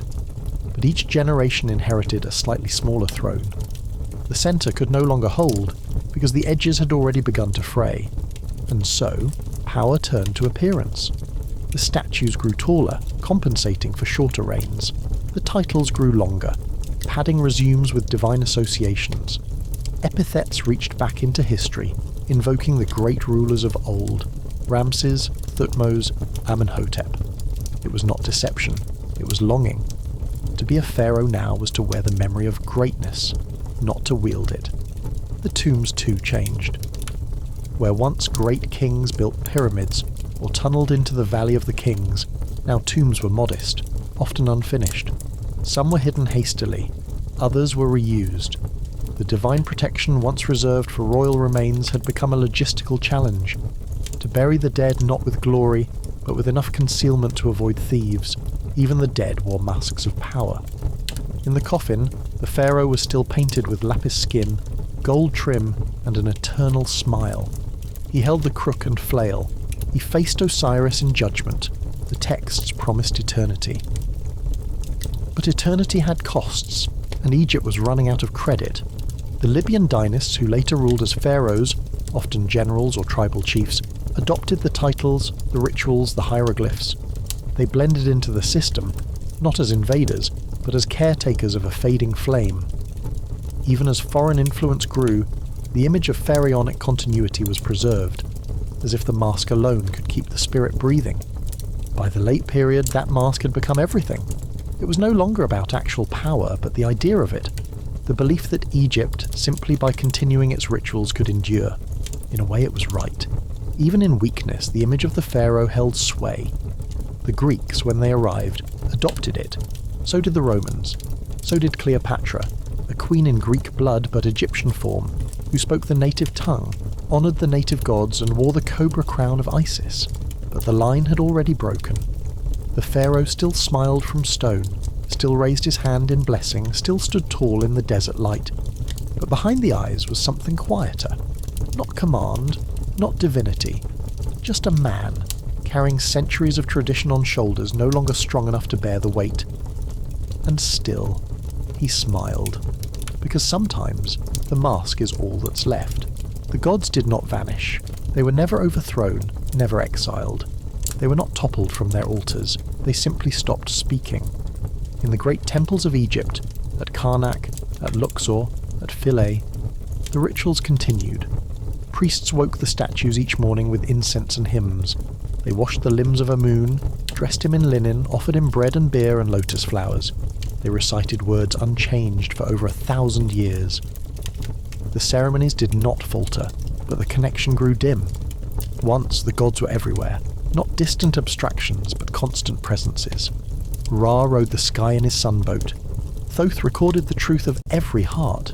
Isis wept by the Nile and made it flood. The gods lived in the grain, the wind, the bones of the dead.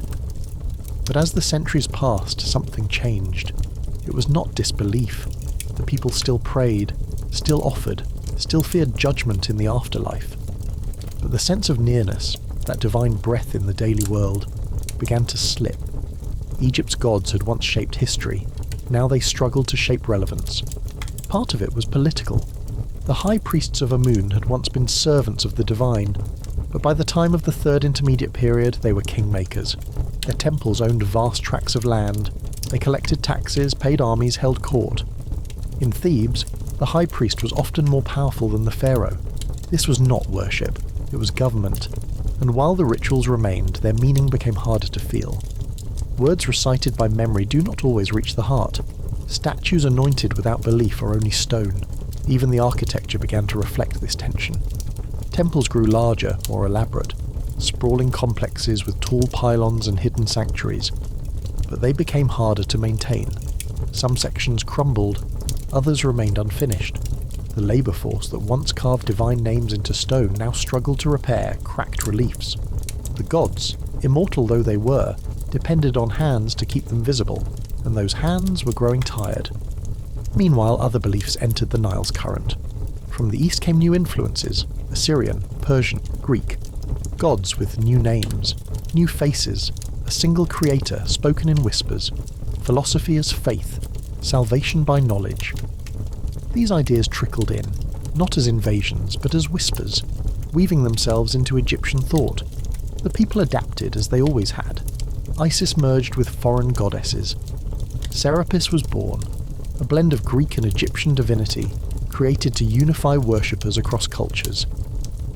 Even in adaptation, the longing remained, to connect with something eternal, something beyond the desert and its dust. But for many, the rituals became more about form than feeling. A scribe might still copy hymns to Ptah, a widow might still light a lamp to Osiris, but the prayers no longer carried the weight they once did. The world had changed. The Nile no longer flooded as predictably. The rulers no longer spoke only Egyptian. The neighbours worshipped in foreign tongues. The gods, so patient, had not abandoned Egypt, but they had fallen quiet. The sacred texts promised judgment, a final weighing of the heart against the feather of truth. But even Maat, the goddess of balance and order, seemed harder to find. The world felt tilted. Old truths no longer held. The stars moved, but no longer spoke.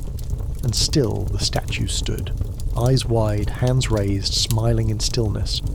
Perhaps they were waiting for one more offering, one more faithful song, one more generation willing to hear. Or perhaps, in their silence, they were already gone, not destroyed, just no longer needed. Faith doesn't always end in flames. Sometimes it fades like a footprint in sand, still visible for a while, then gone. And the temple doors close for the last time, not with anger, but with a whisper. The Nile had always been Egypt's shield. It was not just a river, it was a barrier, a highway, a giver of life that also defined the shape of power. Egypt's ancient enemies had to cross deserts to reach its heart. Mountains, sand, and sun did more than any army. For centuries, Egypt endured not because it built walls, but because geography protected it. But now, the desert no longer kept the world out. It beckoned. By the late period, Egypt was no longer a sealed world. The frontiers had weakened. The flood cycles grew unreliable, and new powers, eager, hungry, better armed, stood at the edge of the horizon. The Assyrians came first. In the 7th century BCE, they sacked Thebes, once the spiritual capital of the empire. The invasion was brutal, efficient, and symbolic. Temples were looted, statues shattered. The sacred city of Amun, once the heart of Egypt's divine authority, was humbled. Though the Assyrians didn't remain long, their message lingered. Egypt was no longer invincible. Then came the Persians. Under Cambyses II, in 525 BCE, Egypt fell with little resistance. Cambyses was clever. He styled himself not as a conqueror, but as a successor. He adopted pharaonic titles, performed rituals in the temples, and presented himself as the legitimate ruler of the two lands. Many Egyptians accepted him, not out of loyalty, but out of fatigue. Their own kings had failed to protect them. At least the Persians brought order, for a time. But the cost was independence. Egypt became a satrapy, a province in a larger world it no longer controlled. Tribute was sent east. Governors replaced priests. The old temple still stood, but decisions were made in faraway capitals. Even when native dynasties reclaimed power, as they did intermittently in the 28th, 29th and 30th dynasties, it never lasted. The momentum had shifted. Egypt had become a place to be ruled, not a ruler itself. And still, the desert gave up more conquerors. In 332 BCE, Alexander the Great marched into Egypt without a fight. The people, tired of Persian control, welcomed him as a liberator. In return, Alexander honoured their traditions. He offered sacrifices to Egyptian gods, consulted the oracle at Siwa, and founded the city that would bear his name, Alexandria. It was a new kind of rule, Greek in form, Egyptian in spirit. After Alexander's death, his general Ptolemy took Egypt as his share of the empire. And for the next 300 years, the Ptolemies ruled as pharaohs, foreign in blood, native in costume. They built temples in the old style. They had their names carved in hieroglyphs. They learned the rituals, wore the crowns, and performed the festivals. But it was performance. The Ptolemies spoke Greek. Their court was Hellenistic. They ruled from Alexandria, not Thebes or Memphis. They maintained the old traditions, but increasingly as administrators, not as believers. The desert had not destroyed Egypt in one swift blow. It had opened Egypt to others, rulers who came not to erase but to overlay. They built atop the foundations, using the past as a mask to legitimize the present. By the time the Romans arrived in 30 BCE, after the death of Cleopatra, the last pharaoh, there was little left to resist them. Egypt passed quietly into Roman hands, not as a kingdom, but as a province. An exotic jewel in a crown forged elsewhere. Rome admired Egypt's age, its monuments, its myths. Emperors travelled there to marvel at the pyramids, to consult the temples, to take portraits as pharaohs. But the heart of Egyptian rule, the divine kingship, the unity of Nile and crown, had already ended. And so the desert changed roles. It no longer stood at the edges of Egypt. It crept inward. Fields went untilled, villages emptied, roads faded, trade routes shifted. The floodwaters grew more erratic with each generation. The once thriving cities of the south began to hollow out. Tombs once hidden from robbers now lay open to the sky, their treasures long plundered. The desert took them back, not in anger, in silence. Even in the north, in Alexandria, sand began to encroach. The sea silted in, harbours filled with debris. Earthquakes shook the coast. The great lighthouse collapsed, piece by piece, into the water. The library was already gone. The gods had grown quiet. The temples were museums to a world that had stopped remembering itself. Egypt did not fall to one army or one disaster or one betrayal. It fell to drift, to forgetting, to the slow, patient work of time. The desert did not storm the gates.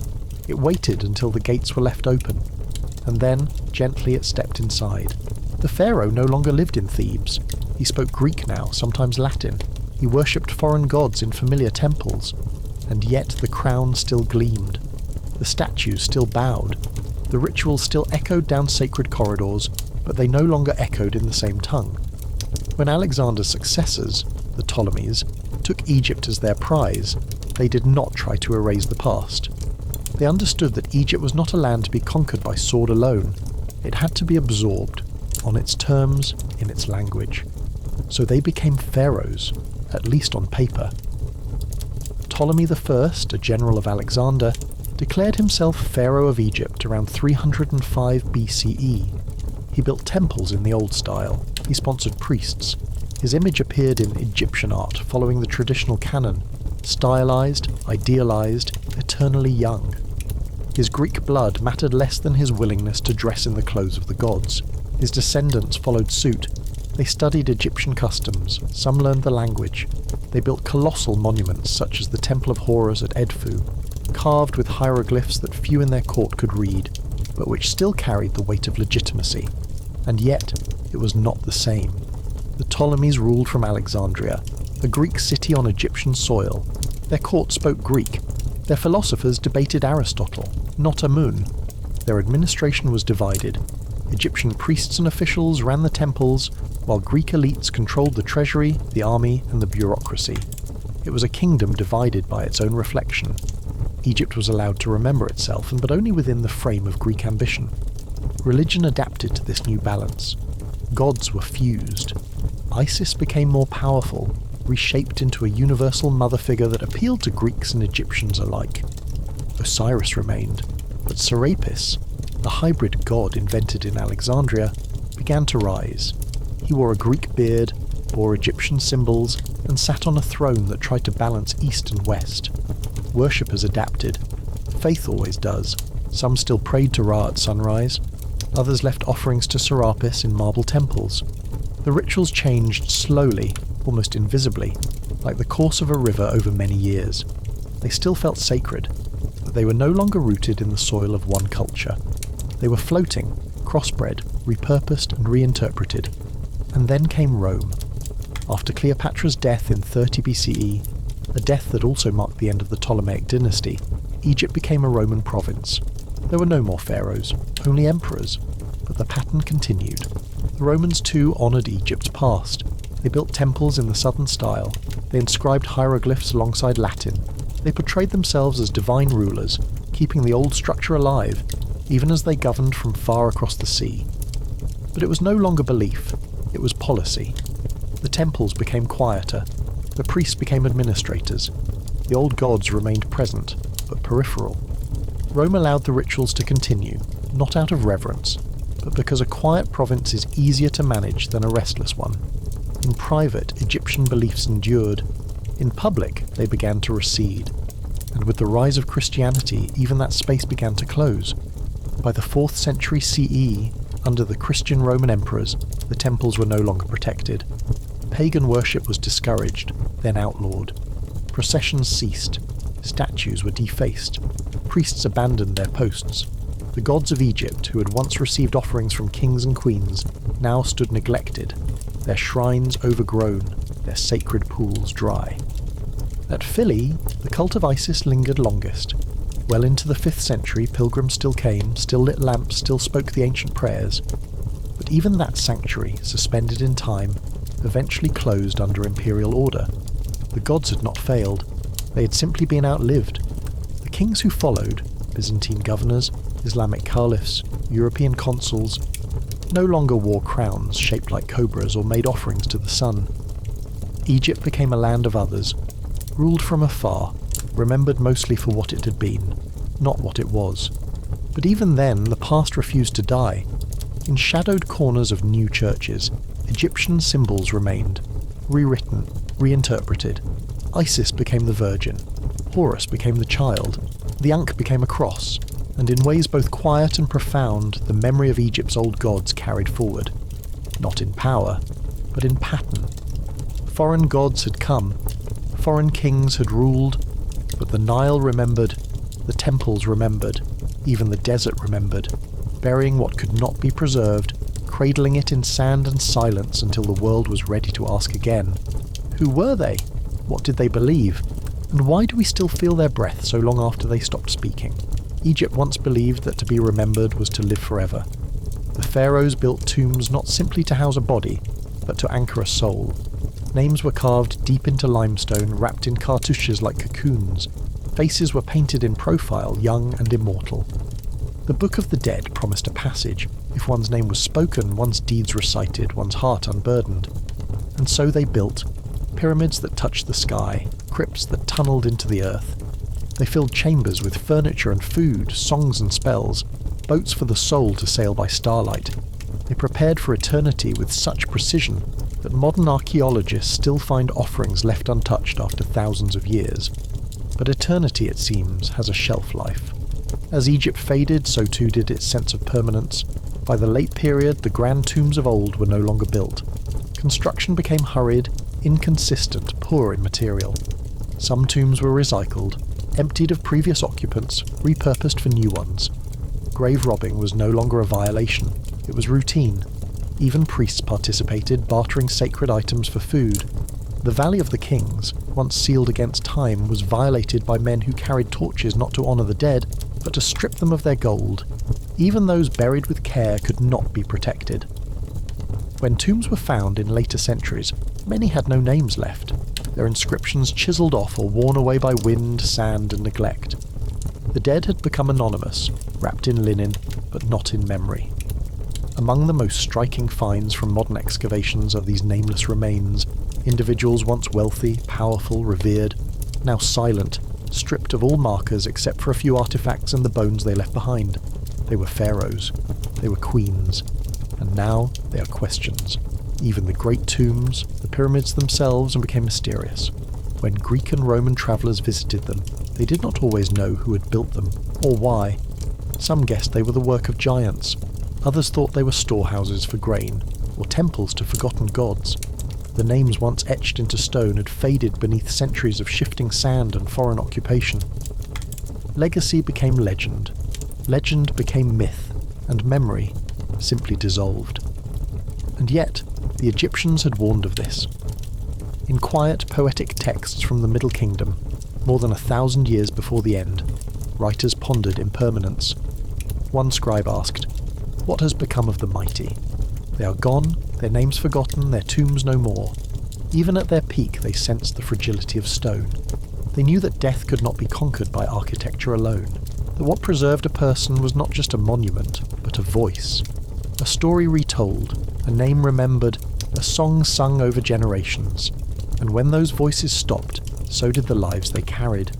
It's tempting to mourn these losses, to think of all that was built and all that crumbled, but there is something deeply human in this vanishing.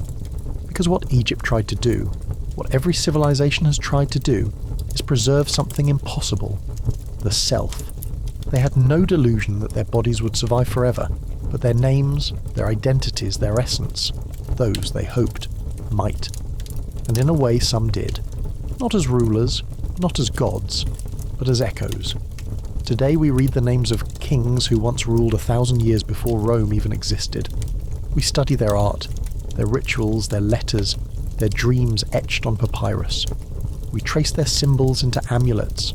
We tell their stories to children, centuries after their last temple went dark. And yet, for every Ramses or Nefertiti, there are 100 tombs that hold no name, no voice. Their stories are gone, their lives sealed in silence, returned to the sand that birthed them. Egypt built to be remembered, but memory is not guaranteed, it must be chosen, protected, repeated. The tombs that remain are reminders, not of what we've preserved, but of how much we've forgotten. They are monuments not only to the dead, but to the limits of even the grandest human ambition. And still, they endure, cracked, empty, sacred. Tombs without names, but not without meaning. Egypt did not fall in a single night. There was no final trumpet, no line drawn in sand, no invader who declared the end. The kingdom that had outlasted all others did not die with fire or conquest. It exhaled, slowly, silently, until its breath became indistinguishable from the wind off the Nile. The old world didn't shatter, it faded. By the time Egypt became fully a province of Rome, most of its ancient structures still stood. The pyramids loomed, weathered but proud. The temples remained, heavy with incense and shadow. Priests still lit lamps in stone sanctuaries. Farmers still offered the first grain to the river, still watched the stars to read the seasons. But the meaning had changed. The pharaoh was no longer divine. He was a foreign official, or a memory. The gods of Egypt, Osiris, Horus, Isis, were honoured by fewer lips. Their temples fell into disuse. Their festivals were replaced or forbidden. The sacred language, hieroglyphs, became unreadable, even by the scribes who once wrote them. It was not repression, it was drift. A slow, generational forgetting. The last known hieroglyphic inscription was carved in 394 CE at Philae, deep in the south. It was short, a few lines, a final ritual carved into a wall by a priest whose name we no longer know. After that, silence. No more inscriptions, no more names, no more sacred writing. The breath had finally left. It would be over 1,000 years before anyone could read those symbols again. And yet, Egypt did not vanish. It merely changed. Its monuments remained, buried, broken, misunderstood, but present. Travellers from Greece, Rome, Persia, and later Europe marvelled at the ruins. They told stories of giants, gods, sorcerers. They filled the gaps in memory with legend, because something in those stones demanded reverence. The desert became the guardian of Egypt's breath, not its destroyer. Sand covered tombs and sealed chambers. It erased roads, swallowed temples, hid the damage of time, and in doing so, it preserved. In the 19th century, when the Rosetta Stone was decoded and hieroglyphs were read again for the first time in centuries, it was as if the kingdom breathed once more, not with power, but with voice. The dead began to speak again. Today, the names return. Ramses, Akhenaten, Hatshepsut, Nefertari. We say them aloud. We carve them into textbooks. We whisper them in museums. The pharaohs, long buried, live on in our curiosity, and though the world they ruled is gone, the story they wrote still unfolds. Because Egypt, more than any other ancient civilization, reminds us of something fundamental, that time moves in layers, not lines, that endings are rarely final, that silence is not always absence. It reminds us that legacy is not built only in stone, but in memory, in repetition, in the will to understand.